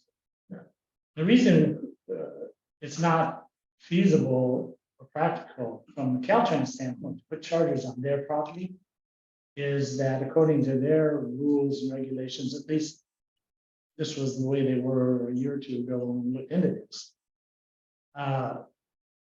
You couldn't charge fees for using the facility. In other words, they have to be free electricity. A whole different thing. And nobody's interested in giving, EV drivers free electricity. Yeah. They should pay for it, just like people pay for gas. The site's also problematic from a development standpoint. I can't see the coastal commission feeling comfortable permitting. That could be a problem too. But yeah, it's just not the right spot. Ideally, it's already paid. It's paved, but further intensification of use, you'd have to do a lot of trenching to get power in there. Non-trivial. There is a big vault right there. Yeah, that was the whole idea back There when. may not be that much trenching involved, but nevertheless, yeah, it could be a major issue with the coastal commission. It seems the community center would be the ideal spot to do it. It's just the timing isn't right. Yeah, times. Yeah. But there's a couple other options I'm looking into in town, so we'll see. Might work out eventually. Yes, Mary. I want to thank you for staying on top of this. I think this is exceedingly important for the wellness future, and you're tenacious. I really like that. Thank you. I really do, because my kids and grandkids will use it. Yeah. I'm not going to live to see it. They will, and that's great. Yeah, So thank you, Mary. I do think, EV charging, to me, it's part of the infrastructure improvement that this town needs, streetscape, EV charging, maybe some other things too, public bathroom, whatever, but we need these things, going forward.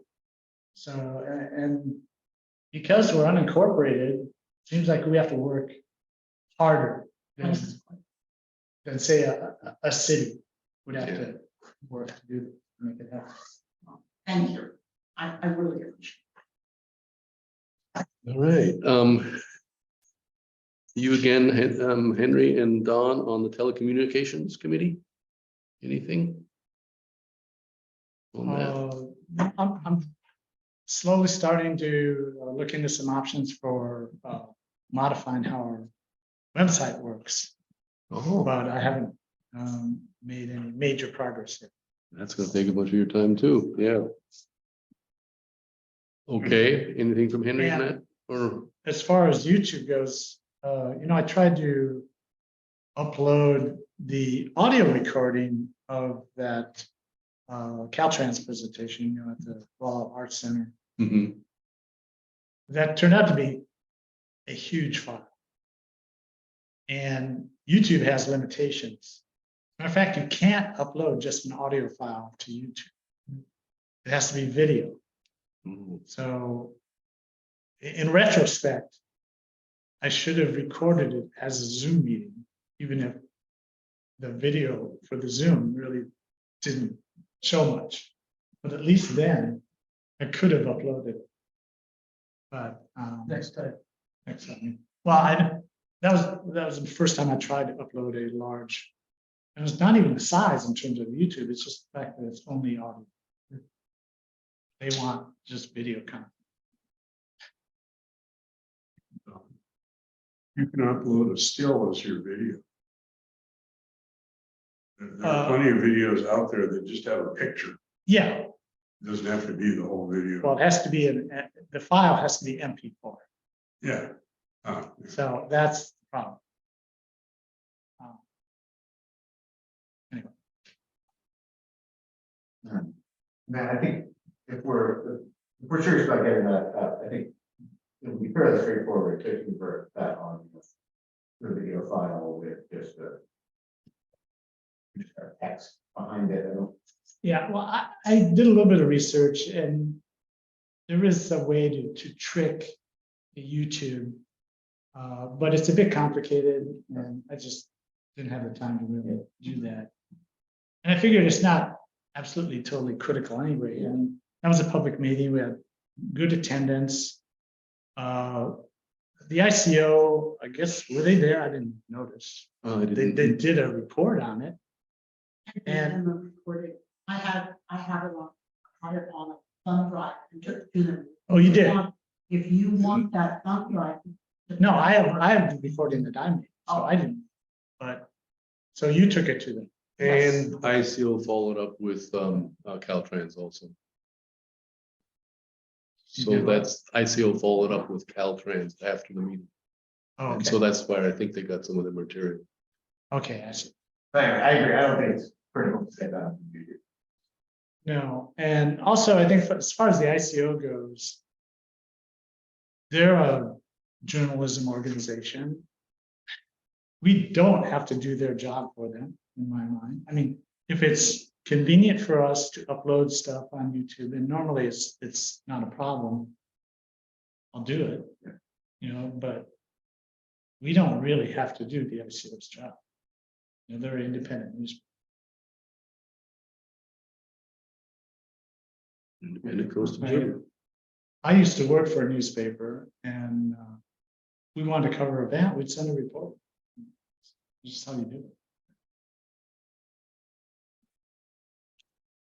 All righty, Don, thank you. We have the Water Ad Hoc Committee. We haven't met lately and I have no other news other than this latest planning policy #1 that I'm looking into further. And Robert, can I, on water? yeah, Sure. when Don and I walked, and I'm gonna trust his memory because it's a heck of a lot better than mine. When we walked on Dunye's property, she had indicated that she had I noticed a will service or Will serve letter. will serve letter, Okay. but the Fish and Wildlife told her that it wasn't valid. And then when Donna and I walked the site, she had indicated 2 test well sites that she was gonna do because they would not honor that will serve letter That's to hook up. And so that's something to look at is, are those, and I think even John Bauer may have mentioned that the will serve letters really aren't worth the paper that they're drawn on. Because They're not enforceable. they're not enforceable, right? And so she had thought that, yeah, she was all set, and when she was ready to move forward, she was gonna have a water hookup, and they told her no. That's why she had to reverse, go back to the county and indicate as part of her to change her CDP was to do 2 test wells on her site. So that's something to look at is, you know, when you communicate with the county, who is the jurisdiction that oversees the will serve letters and are they enforceable? The state is the one that came down with a moratorium back in 08. And until, and I just gave you guys some literature, I'm gonna send one to Dawn. But we in the real estate field, we deal with this a lot, but there's no new water meters that can be sold. And if there's no new hookups until the North Walla Water Company does a number of things according to this policy here. And one of the main things is to provide more source. Otherwise, they feel the Walla River is already impaired. And so the folks that think they have a will serve letter, I mean, sure, they were on a list prior to 2008, but the state stepped in and they said, county, you will not issue a building permit without there being a valid water source. Right. And there are no more hookups available until the water moratorium can be lifted. So we've been in this limbo since 08, where we haven't seen any much building going on. Some people have slipped through the cracks. You probably saw behind that big structure that went up, that home that went up behind Alan Cox's dental office. Do you know where all that is? Next to Black Door Restaurant. That had a will serve letter, I want to say. There's others that have had success and have been able to build with will serve letters. So it's a hit and miss thing with the county, I have to say. I know the modular house that went up. Right by the Ayurvedic place, Yeah, that wasn't that's a well. they drilled a well. Yeah, Mhm. even though I mean, they're on the water line, but they go well. I don't know what happened with the place by Black Door. I'm sort of assuming. Yeah. I don't think they have a well. They had a will serve letter and they got it through the county. 2008. I believe so, because that property was on the market for a long time. And it had a coastal development permit from prior to 2008, and then it got sold and it got sold again. And that was an inherent type of a coastal development permit that had existing plans, that parcel and everything. There was a guy on Marine View Drive, or is it Pacific View Drive, across from Big Gulch West. Big Gulch East goes up into 2 roads, Marine View subdivision it's called. And there was a guy at the end of the cul-de-sac there that couldn't get a hookup to the water company. He's a general contractor that I had met, and he ended up drilling a well on his parcel, was able to build. There's others that have drilled wells and have been able to build. So it's an ongoing thing. The state has stepped in and told the county, or said to the county, that not until the water company develops a further source. Now I talk to the GCSD every so often too, the Community Services District, and they apparently are talking to the water company, and they have heard from the water company that there's 2 potential reservoir sites that they're looking into. So I'm hearing a little bit that there might be something developing, but I just don't know. There's possible grants out there for the water company. I haven't heard enough, nor haven't I been able to apply myself enough to find out more through our own water committee, and maybe in the coming months I can, but it's become my busy season too, you know, and I gotta still make a living in my life. So I try to do as much as I can, but You do a ton. that's all I have. Everybody here at this table is sitting here thinking Corey Roberts is slacking off. You know, you get a certain amount of satisfaction, and there's a certain amount of grief and a certain amount of everything from volunteering in the community, but it just, you do what you can, and it's very nice. For there were many years where there was not this kind of talent on this council like we have now, and it just is relieving. Mary will attest to this, to have everybody pulling a huge load. It's nice, you know, sure, we have disagreements and all that, but, I mean, we gotta make Walla better, is how I look at it for the future, and we've come a long way already, so. Yeah, and then has, may I ask that you send me a copy of that? Yeah, you and Don, I have still to give a copy of. I did send it to them real quick because I thought of it at the last moment, but Send it to Mr. Cruz rather than myself. okay. Thank you. I appreciate that. For the record. And Don, okay, so that's Given- all. Given the technical legal issues related to this policy and swirl surrounding water service by North Walla Water Company, it's rather troublesome interaction with the state, all aspects of the state. So caution us to be aware and continue to kind of probe for answers, but not to push any further than our remit, and to encourage the county to do its work. Which is, they're in the hot seat, they've got to resolve this stuff. But I think we should continue to, again, monitor and observe, and I will ask the county to report back to us, and that'll be a change in our posture that we should be learning from the disposition as these things go forward. That'll help us understand, and where do these issues break depending upon particular circumstances? Because I really do think it's quite dynamic, and at this point, it seems rather mysterious. As it concerns tonight's CDP, for instance, yeah. Correct. It'll help us advise the public at large, Yeah. which is part of our role. Yeah. Right. Okay, then we go on to the Walla Community Center Rebuilding Committee. Kevin and David.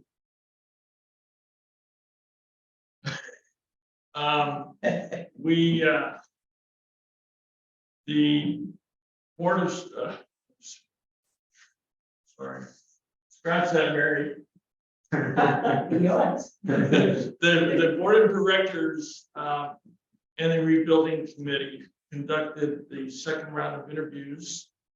So, they interviewed 3 architects, and there are some, written materials in a request for proposal that is was sent to them, and the deadline for submittal on that is next Tuesday, I think. That the board and the board of directors and the committee will be able to review. And we're hoping to have a recommendation on the 13th of June. So we're excited about that. The downside, you may have seen that there was a letter to the editor from the community center regarding swallows. Right now, the demolition of the project is on hold temporarily. Thanks to the ICO and a local resident. I'll don't put that in there. I'm just saying it's on hold. Okay, thank you. Okay, that both the ICO and a local resident triggered the involvement of Fish and Wildlife. And they came down and inspected the building, didn't see any active nests, but decided from that point that it was going to open up into an investigation. And based on that investigation, there's been no monitoring of any active nests in the building. And so what may happen now, we haven't been able to do anything in the building or monitor it for 2 weeks now, 2 to 3 weeks, which that could be ample time for an active nest to be developed. And if they do find an active nest on site, then we cannot touch the building until September or October. So because they don't want to disrupt any nests for swallows, they're delaying the demolition of the building, thereby increasing the odds that some swallows will take up residence. Right. Correct. And demolition of it. Correct. That is. Okay. So, stay tuned. The board, will be keeping the public apprised of what's going on, because there's definitely a lot of interest in the public to get the building started.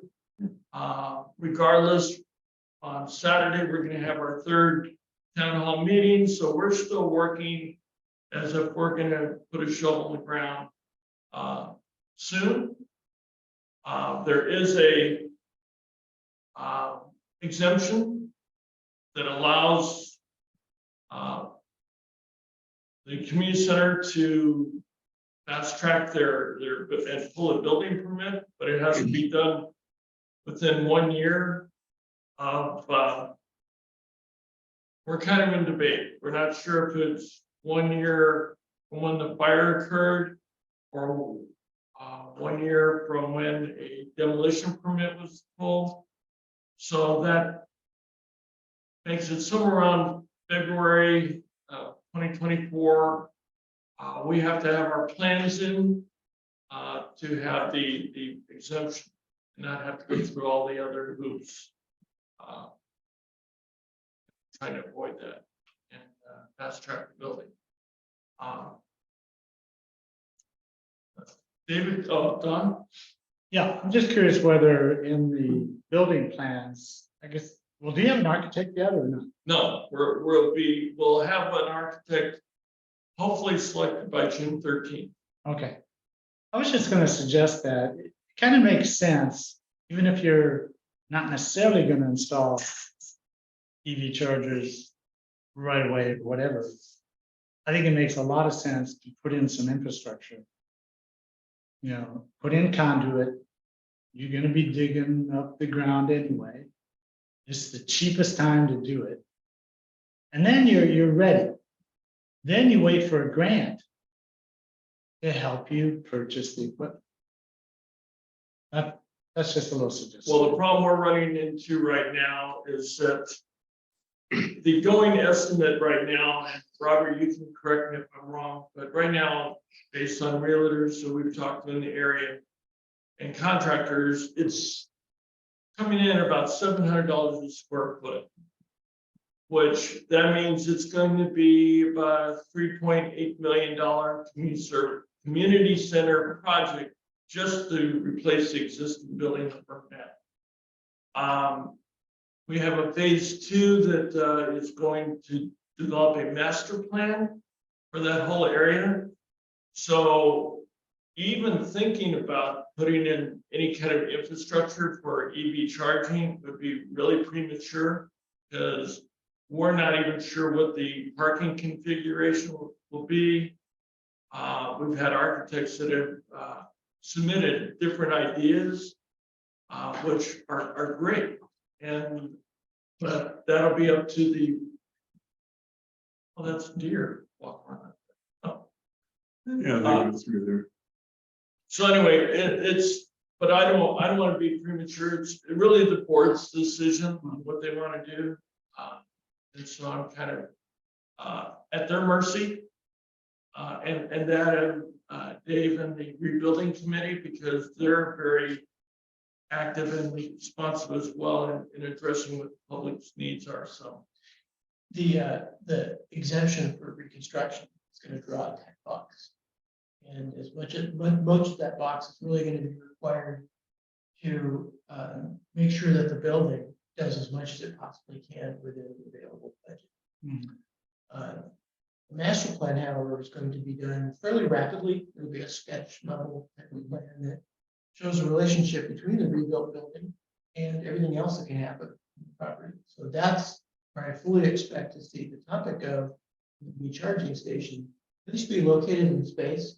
Sure. And so that there's a framework to chase it at some point when it can be.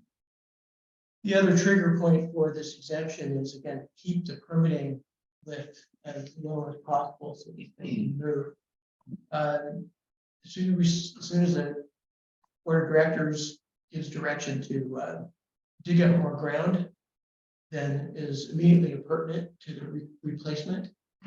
we're going quickly into those permitting triggers. And it is a fairly small threshold to push out of that exemption, as you know, it being in the coastal. So we're on board with that idea. If we can jack in as much kind of getting ready for what's coming into the rebuild in a cost-effective and efficient way as possible, everybody's on board with that. And EV charging is definitely an issue. So, for example, I could certainly see that if we have, if we can somehow get into the rebuild power sizing, if we can increase the amperage, you know, essentially the load rating of the structure or the controls related to the structure to accommodate photovoltaic power generation, various other types of things, then we'll do that because that can be essentially wrapped into that very tight replacement box. Far fields, you know, digging up a lot of the ground around, I just don't know how much elbow room we're gonna get. But Well- it's definitely worth looking at. All right. Sure. Well, just briefly, in terms of EV charging, I think what really makes sense for the community center is level 2, not DC fast charging. Because DC fast charging, very expensive, requires, the power requirements are extremely high. And this is, let's face it, it's a community center. You know, it's not just some stop along the road somewhere where people want their vehicle charged up. So level 2 lends itself more to this type of a site than a DC fast charging. And level 2 is so much less expensive. And to piggyback what Don is saying, one of the ideas and concepts by putting a level 2 charging in there is that you're not bound by a quick charge and you have to leave. So it's a longer extended time frame for charging.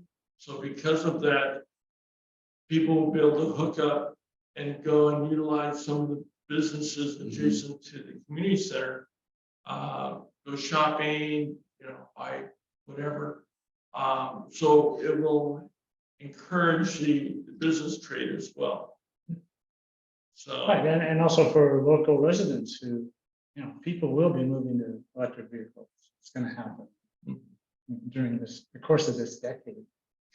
And yeah, just people coming to meetings or something at the community center, they might want to plug in and charge up a little bit or top off, you know. It's just gonna make sense, I think, to have level 2. And we are gonna look at, I'm trying to follow up on a comment made by a resident at the streetscape, the Caltrans streetscape meeting that indicated that there are only 2 parking places at the community center that were required to have 100.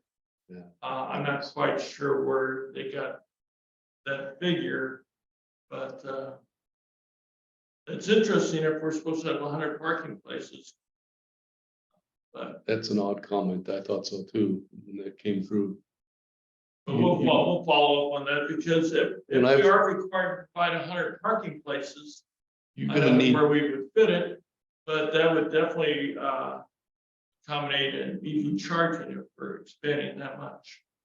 if you've ever looked into the policy of parking, county policy, you need about a parking space for every 300 square feet. For commercial. And so we probably looked into it already. Your architect will look into that, I'm sure.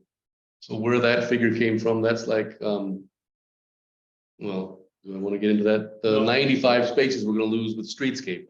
Those are just figures that people pull out of their hat, I think. Yeah, we don't want to go there. So- It's lucky you've only got 2 spaces. Yeah, great progress.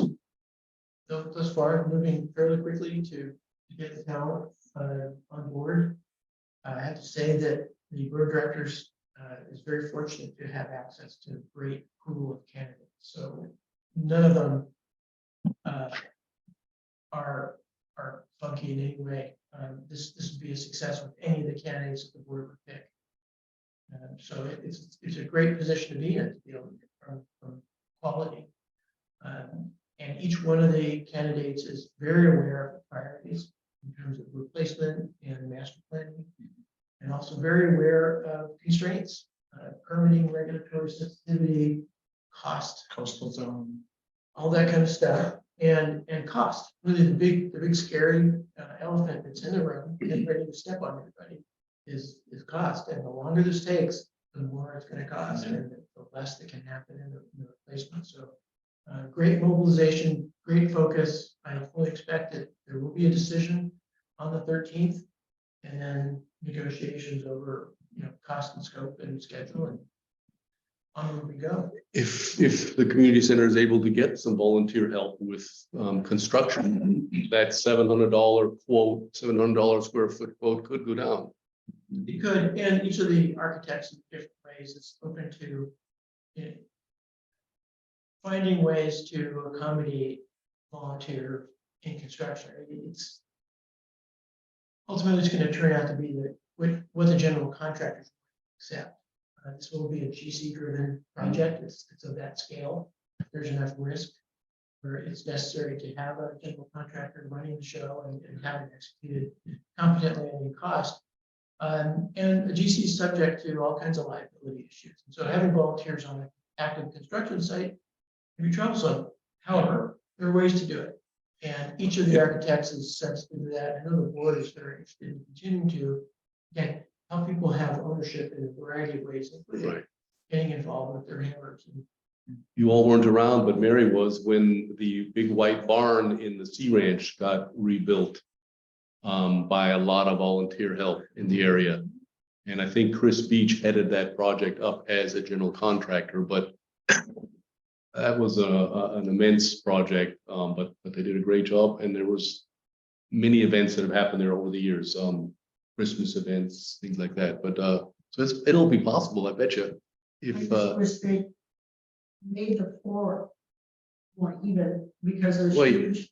it's a barn, they left it rustic. If I you know, but somebody like me who goes and walks. on it, understand, If But- you drag your foot or whatever. Yeah. With, because of pain, you need something and you could. And I've seen 2 or 3 women who have been working with, but that's it for that. I don't have anything else to add, Kevin. Is there anything else you want to mention? No, I think, okay, what, we're getting to be here, 8:20, wow. Okay, anything on the local coastal plan at the moment, yeah, I got David, a question. or? Go for it, Kevin. I'm having a senior moment, but, I thought at one point I had asked, because our numbers were 7, if we could add a 3rd person to that committee. I thought I might have thrown my hat in the ring on No, I didn't. I suppose. LCP? that. Yeah, should. So you wanted to be a part of that committee, I seem to remember something like that, well, Yeah. let's add his name to it, I said, I think, okay to that already once, did I not? I thought you had, but I wasn't sure. Now that you've got that, because we. Do we need a motion or can we do that? No, I'll just appoint him. I'll just appoint him, and I think I did already once, but we haven't done much on that. I think David has done most everything on that and brought us up to speed with regards to, what was it? Sea level rising and then that kind of, Yes, there was I think in the last month, this happened, there was a webinar sponsored by Grassroots Institute on the 17th. oh yeah, Very interesting. Extensive discussion of scope of work for the county. The focus is on sea level rise.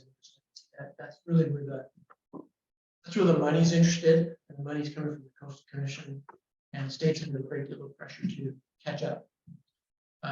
So the county considered, and I think that the board of supervisors did approve a second grant application to fund a sea level rise assessment, the actual technical work that will feed into the local coastal program update. For some reason, it had to be a separate grant, but again, that's been tracked. The county expects to have a consultant team assembled and on board later this year, hopefully not too much later, because they have a performance period that they've got the work done. What else? There are other issues. I made comments and encouraged the county and Julia Krog to involve the public and particularly involve the GMAC earlier than the current scope and schedule. Right now, the public involvement that's described as part of the grant proposal would have the public informed and engaged essentially at a final plan level. That's part of the environmental review process. And for me, that's late. So I asked the county to please consider engaging us. And we're here, we've been formed for this purpose. To be engaged at plan formation, get us involved in the technical studies. In some meaningful and efficient way. We don't have to slow things down. In fact, we should not. But we have a perspective, we have knowledge, and we have interest in being involved early rather than at the end. At the end, there are very few degrees of freedom to make corrections, particularly if they're important and substantial. And this is too late. And we've got an old town plan that needs some cleanup, that needs some freshening. Julia Krog mentioned that she's aware of that. She's got issues with the town plan herself, and promised to look carefully at ways to do more than just what the scope says, which is essentially resilience and sea level rise planning. So we'll see where that goes. I will be maintaining attention on the topic, and I'm not going to let this one slip by us. But that's kind of the long and short of it from that GRI update. I don't have any, there was no schedule of further work. Trying to see if there's anything else.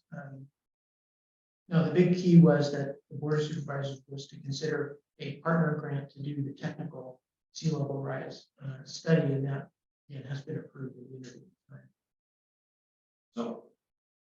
And you staying apprised of this through the website, or through grassroots? Grassroots is one channel, Okay. and I'm watching it. And as soon as I have some time, I'm going to be putting Ms. Krog on my speed dial.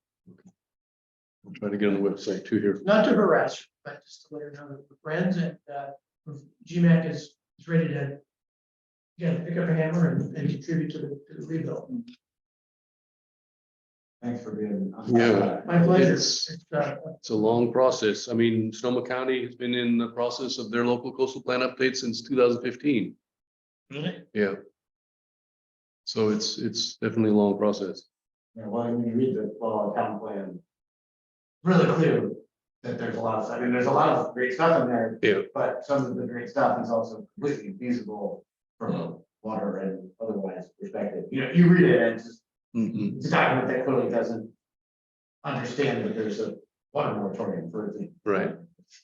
And it's interesting, Julia Krug mentioned, and that she was very explicit, there's a need to revisit the fishing village zoning and land use designation, but she did so within the context of Fort Bragg and the Noyo Harbor. She didn't mention a lot where fishing village concept is really, frankly, it's irrelevant now. So anyway, we are in the South Coast. We are at the end of the county. Yeah. But we are part of the coast, definitely in the coastal plan, and they will continue to be hearing from us as time goes by. Yes, ma'am. The GMAC was specifically formed by the BOS to do the town plan in 92. They submitted it in 98 and it's approved in 2002 or 3. So it took 10 to 11 years to rewrite and get it finally rubber stamped. We didn't have a town plan, We didn't have a town plan. so it was not a rewrite. It was establishing a town Yeah, plan. right. And what I'm saying is they wrote and rewrote and Right. did and blah, blah, blah. You know, and they met once a month for Long 11 time. years until it was finally said, yeah, that's great. But so it's gonna happen soon. I think that we need to do our best to, again, not introduce inefficiency, but to make sure it's as smart as possible. And to make sure that the product that when it's done, it's something that people will feel like they're ready to buy in. And something that gets dropped on the community at the back end of a process. It's gonna kind of a black box and somebody cranked it and out came this thing. It's gonna be really tough for the county to get buy-in and acceptance. It's gonna generate controversy, and that's not productive, it's not efficient. I don't think any of us is looking for a 10-year process. That isn't going to be acceptable, and it isn't necessary. And I don't think that I know of anyone whose crystal ball didn't arrive broken at. Because mine was broken at birth and I never had my crystal ball replaced. So looking towards the future in 10 or 20, 30 years is going to really take a lot of cognitive, to really understand where you really, really want this place to be in 20 or 30 years. We could go on and on here, but Yeah. Let's- Going. let's go on to new business. We added the all-one correspondence at this point, right? Mhm. So we're. It's just a property essentially on the west side of Highway 1, the intersection of Highway 1 and Iverson. It is, No, you know where the that's- white schoolhouse is, just north of Fish Rock Road. There's a white schoolhouse where there's been a lot of burning going on. As you go around the loop in there. Okay. Sharpness turn. Yeah. Barking rocks, you guys. Before you get to Riston's place there. Okay, Yeah, where all the burning and all the vegetation removal and everything. okay, No, the other property is the wolf. that's the wolf. That's by Iverson. The big knockdown Yeah. south of Iverson Point. Yeah. Do you want to start? Oh, Don, yeah, or do this you want one, me to? okay, okay. Seaside Well- Schoolhouse. It used to be old. No, Seaside Schoolhouse is St. Orr's. That was Seaside Schoolhouse. Oh, okay. But this So- is the old This is one-room an old schoolhouse. Schoolhouse, though. It used to be a schoolhouse. So the property we're talking about, the complaint is being, submitted to us from Dunya Yalwin, who, as I mentioned, lives at 34620 Highway 1. And where she comes into play is there's one single driveway and then it kind of does a Y. And her driveway goes one way, and this property that she's referencing is the frontage property at 34600 South Highway 1. And you can't miss it. A lot of burning, a lot of cleaning. They're doing a lot of work on it, a lot of improvements. Historically, that has always had some problems with trees. Matter of fact, one of their big trees wiped out our house and the power lines, and I think we were out of power for 4 or 5 days. When the whole branch came down and decided to take out their transformer. Anyway, what's happening is they are doing a lot of cleanup. And Ms. Alwyn is concerned that they are doing this cleanup and really destroying the ESHA that was identified on her property. And there was that same type of vegetation on this other property. She contacted the Coastal Commission. They had someone come out to look at it, according to her letter. And they were told by the people doing the cleaning that they were just burning PG&E slash because of the work that they had done. But Don and I can attest that's not the case, that area had a lot of protected vegetation. She was very sensitive to it, and as part of her CDP, had to identify that as part of her botanical report. So her concern now is that these people are doing this and maybe in violation. And so she submitted it to Don and I because we were council members that walked her property. But we need to, and it appears the Coastal Commission is aware of it, but they're not the regulatory body of it. So it's going to be the county code enforcement probably, Right. and maybe even Fish and Wildlife. Yeah, that's what I was. Because if they're destroying the natural habitat there, there may be some other species there, other animals that lived in that vegetation that now may be displaced because of their cleaning. So if she called the coastal commission, she was probably referred to the county because the county administers the coastal act.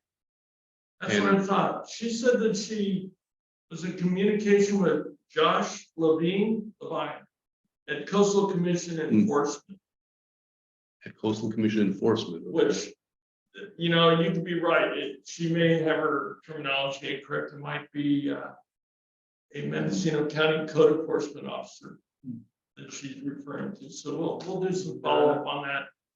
But she's got a very valid point. And I think that we haven't received any information as GMAC as to any improvements being done on the property. Mhm. And she is in the code, or they are, the owners in the coastal zone. So they need to be adhering to all the requirements in addition to. Have any of you noticed anything that looks like development to you there? I think they're right now in the clearing stage. I don't Right. see any construction being done yet. Mm. So I think they may be clearing It's one of the buildings for kind of, for future Oh, build. Totally dilapidated, the roof line, it's a junky. yeah, there's a tear down. Yeah. I think, what's in that tear down? I saw lumber for the first time there today, so that got my dander up. So because we're not sure if that's a new construction. I'm sure they could say, oh, it's fencing. So. Well, I would check with the Mendocino County Building and Planning Department on that address to see if there's been any building permit pulled. I mean, they could be trying to do something as simple as a repair and replace, which a lot of people will do. Right. Yeah, they're Without not permit. local. They get a permit to do a repair and replace, but they don't have to go, it's an administrative thing, Okay, so it wouldn't come through us as a city. maybe not. Has your contact, talked with the county and submitted a complaint? I would suspect that she hasn't. I think she went to the coastal commission because that was a regulatory body regarding requiring the botanical survey of her property. But yeah, Don and I will dig up the information on that and get back to you. And Don, if I get anything, I'll submit it to you. so you Yeah, can okay. See where we're at. I think we do need to know whether the county's aware of this one way or another. You know, Yeah. if they have some kind of permit. You notice on this one picture on the right-hand side, there's a string line there. I don't know whether that's a property line that I saw that too, and that's kind of, what is it? they're trying to show where their property line is. That's roughly where the property line was from when I've been there many a times, showing that schoolhouse property. Yeah, her email says a strong property lines along the north and south edges of their property. Mhm. For what it's worth, Joshua Levine is that's a state employee, North Coast Enforcement Analyst. Oh, And that's the only North Coast Enforcement Analyst listed. That feels like the wrong level to be pursuing. I mean, it's just, he's a 707 number, so, right now, maybe out of Eureka. yeah, so. Yeah, she said, But, yeah, he said he's located in Arcata. Yeah, that's up there. yeah, That's 707. it seems like. So that's something different than our local Mendocino County. Right. That's good. This is, there are a handful of enforcement analysts listed, but it's a big state. Yeah. It seems like county should be involved. Right. What's where- Looking at these two pictures, you notice on the left-hand side, there's a couple trees that were cut down.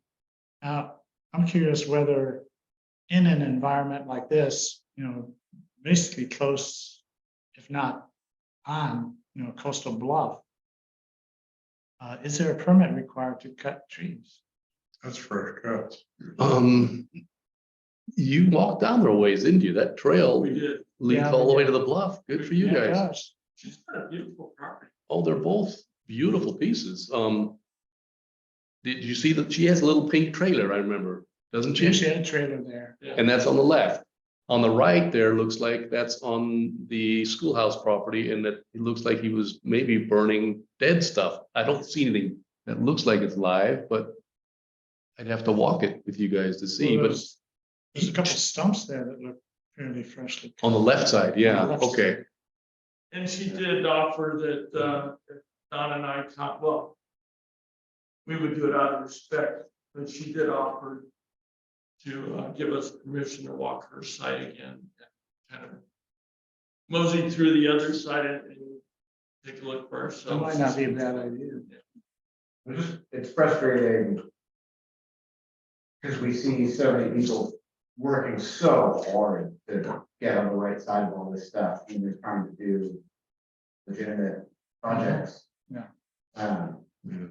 So to sort of have something going on that feels like it's not going through any of those steps, and that's not being transparent about things, it's just frustrating. There's like the property we walked a couple months ago, just the sheer amount of thought that had gone into, here's how we're gonna mitigate these small things that we're gonna have to do in order to do our project. Yeah. They clearly, it's a lot of work. Oh, yeah. And Oh, yeah. it's not right to have some people doing that and then others ignoring, and potentially. Yeah, well, the property that Robert and I had a mitigation permit for, we didn't actually go out and look at it because we don't do it. But it's like 2 properties north of this. And the people cut down a whole bunch of trees without bothering to tell anybody about it, get an ocean view, and now they're having to put it back. Right, and now they're having to do the biological and plant a bunch of stuff, right? Yeah, that's what you gotta do. That's the fact. So Well, that's Rob- what'll probably happen to somebody like this, if it's determined that he's cut down fresh vegetation. Why there's a cut stuff on the left side, I don't understand, but maybe We'll do some fact finding on that. check if he's got a fire, burn permit is one of the first things I'd check. Yeah, I mean, burn season is over, isn't it? I'm not sure, it's a little longer this year. See Not yet. piles going up all in. Robert, if we can, with your approval, and with Don's concurrence, we'd like to place this as a placeholder. On the agenda? For the next meeting, maybe under old business. Yeah, under old business, yeah. Okay, And we'll be happy to provide the council an update. Henry? Just one further question, so do the people doing this work know that you're walking the property and taking a look at it? No, Is that, I mean, it might even, it's an open question whether the property owner or the concerned is comfortable with it, but even if they know that somebody's keeping an eye on this stuff, that might help put them a little bit more on the paths. more, If they have a sense of- on notice that someone's watching. Yeah, And Don will walk out with his big badge and security on the back of his shirt. And go, "Oh, yeah, we'll be fine. What we'll do, Tactical bit. see, it's That's right. maybe Yeah, by well- deputy. what we'll probably do is, as we're casually walking through, because Don and I are very polite, we'll introduce ourselves to the people that might be on the other property and say, by the way, we're with GMAC and we're just visiting another property. We see you're doing work on your property. Yeah. He's more tactful than Just the sense that somebody's watching might, exactly. might make it something. Yeah. Be careful. keep in mind, we're not an enforcement body, but we should, No, but we can draw attention. I mean, sure, she's We putting can- you up to this, but I would call enforcement. We can report things. Well, Yeah. yeah, and I think, the first step we'll do is contact, the county and code enforcement. But I think we'll do our due diligence, just to kind of take a look at the property that, the council approved. And because we have to go through this, easement area, Mhm. Yeah, so we have a right to be there. we Right. won't have blinders on. And we'll just kind of be very aware of everything that's going on. So the property in question is adjacent to the one that you guys did, CDP. Correct. Yeah. And they share an access, It's street Share, order. yeah, share and access, but okay, That makes a little bit There's an more there's an easement. common driveway easement, yeah. yeah. okay. Common I- driveway. I- And it's a So PG&E we're- easement also. Don't leave these. That's the only way PG&E can get to their line. It bisects all those pieces there. And Mary, don't put this in minutes, but does GMAC have a budget that if Don and I get arrested, there's. Bail? There's bail money. The next agenda item. Yeah. We're trying to keep Mary. I don't think that's in the, I got an email. I don't think that's in the county's budget this year. Probably not. The one that came in after 4:30. I think so. That's true, yeah. We know Matt. That's why I remember that. We'll take it out, sure, table that to the June next still- regular meeting. We pay Mary, let's do Yeah. 238, and then Mary gets the rest in July. Okay, we want to go to the next item, you Okay, guys? Next. Yeah. Sorry. Okay, permitted view assignments, we don't have any. No. Council member comments, this is for, Dan and I here, regarding our administrative secretary. We wanted to get back to, well, first of all, we have $5,000 allocation coming from the county July 1st as the beginning of fiscal That year. is correct. We carried forward last year on July 1, we carried forward $97, which is cutting it a little close. That the carry forward is only allowed for like CDPs and things. It applies to the $5,000 budget. So we came into this year with $5,097.74. Right. Or whatever. Mhm. We did gain somewhere along the way $185 For a CDP. from a CDP on Bostic, in fact. No, couldn't have been yet. That's We what it get a- says. We get. 2023-0014 We get- Wow, Put in in advance, huh? on 3/2023. Didn't know we had any budget at all. We get a $5,000 budget every year, Okay, and then Mary's salary is drawn from that. but you Right. mentioned we I see. received money with respect to Bostic. I can't believe There that was, yet. according to Danielle Fitz, there was $185 added to our budget on March 20th. On behalf of W372523P. I'll be darned, yeah. Bostic. 2023-0014. Bostic. So that's in advance. They're giving us $185 for you guys handling that. I'll take check or. Yeah. No, No, I'm here. GMAC. Do not take each other out to lunch on that. It's a line item here, yeah, Yeah, okay. there is a line item for that. Anyway, where this comes out, that it came back out, no.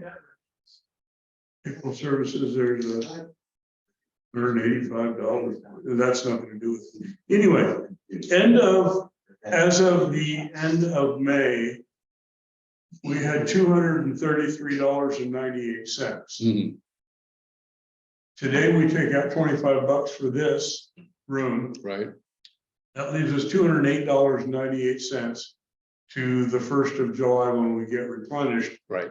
Services paid for, services used during June have to come out of that $208.98. Mhm. So that's where we're at money wise.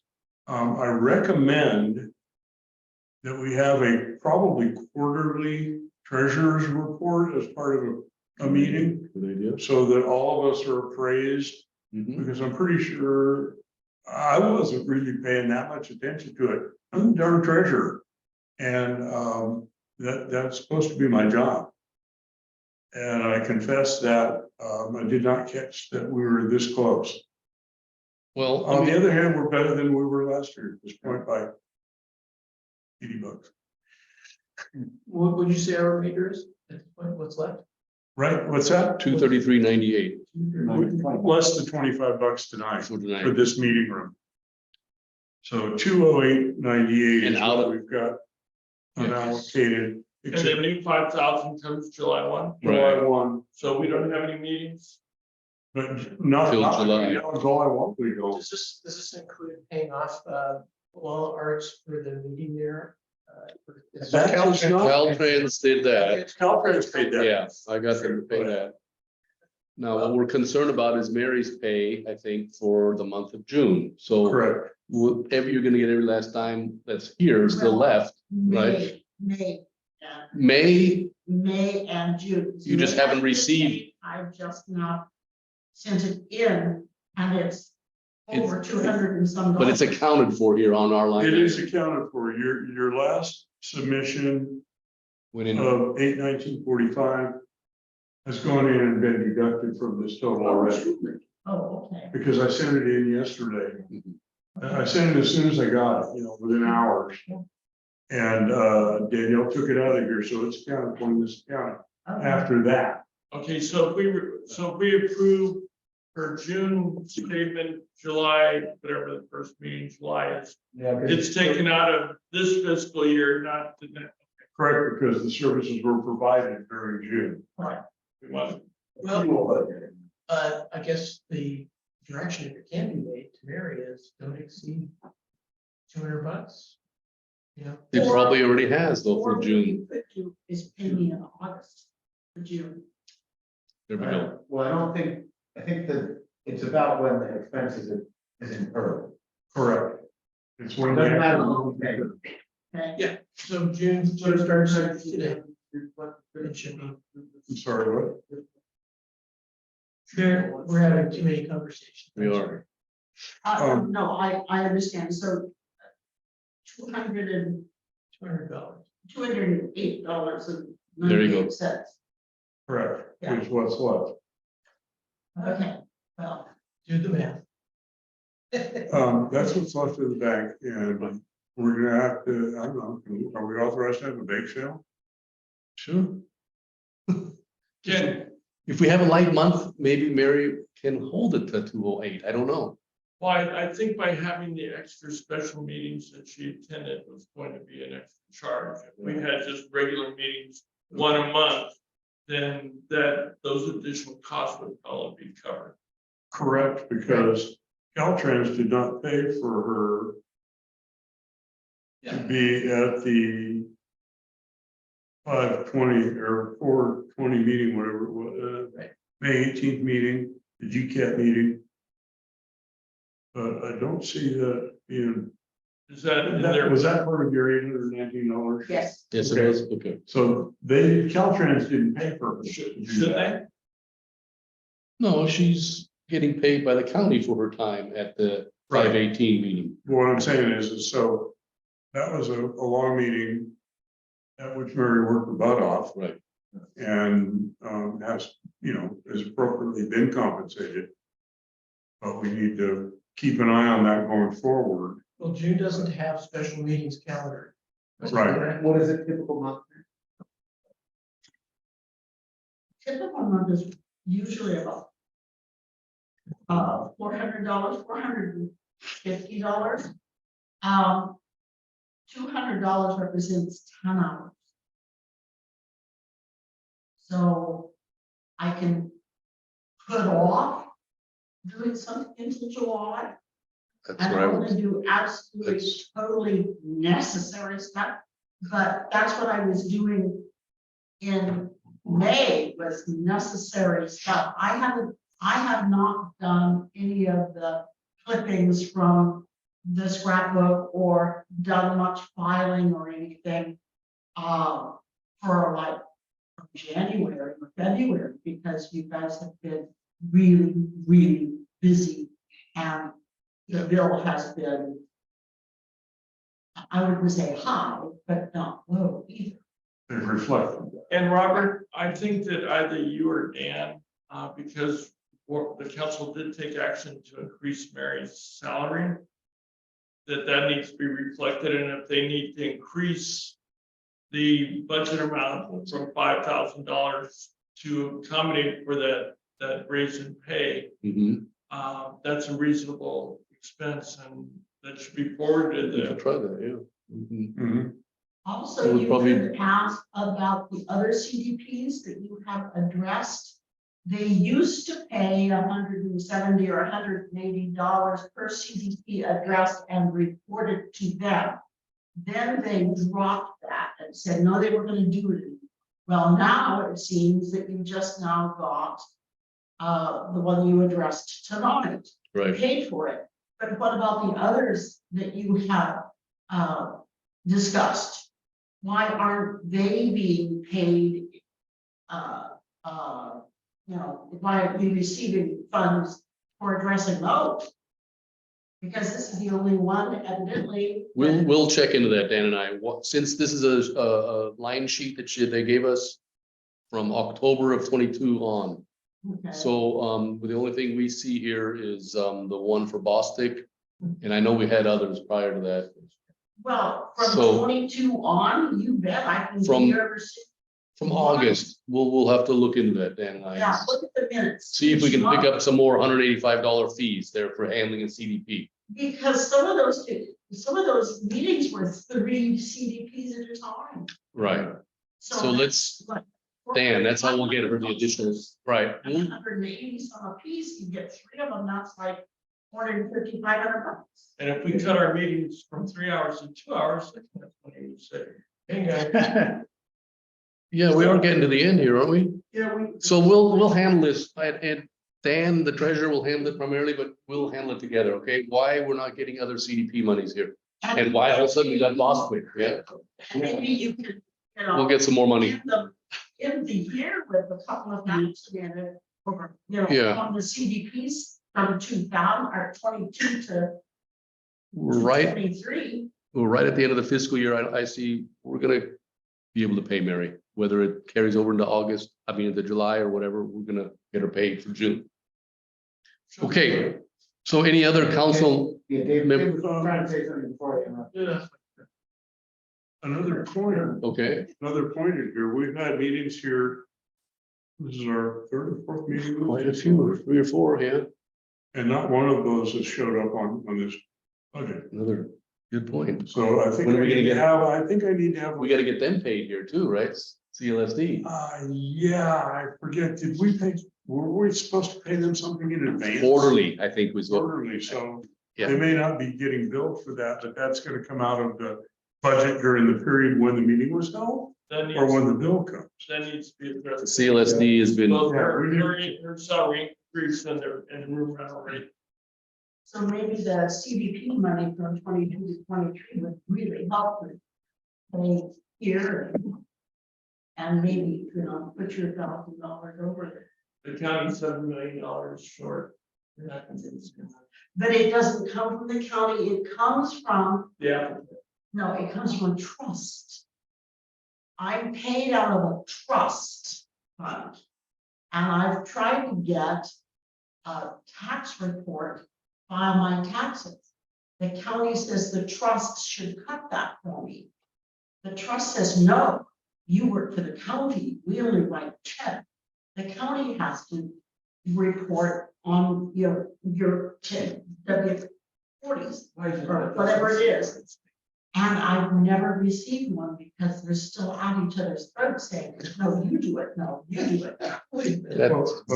she researched this a long time ago, I remember, yeah. Since 2003, it's been going on, because I asked for it in 2003, and it still hasn't.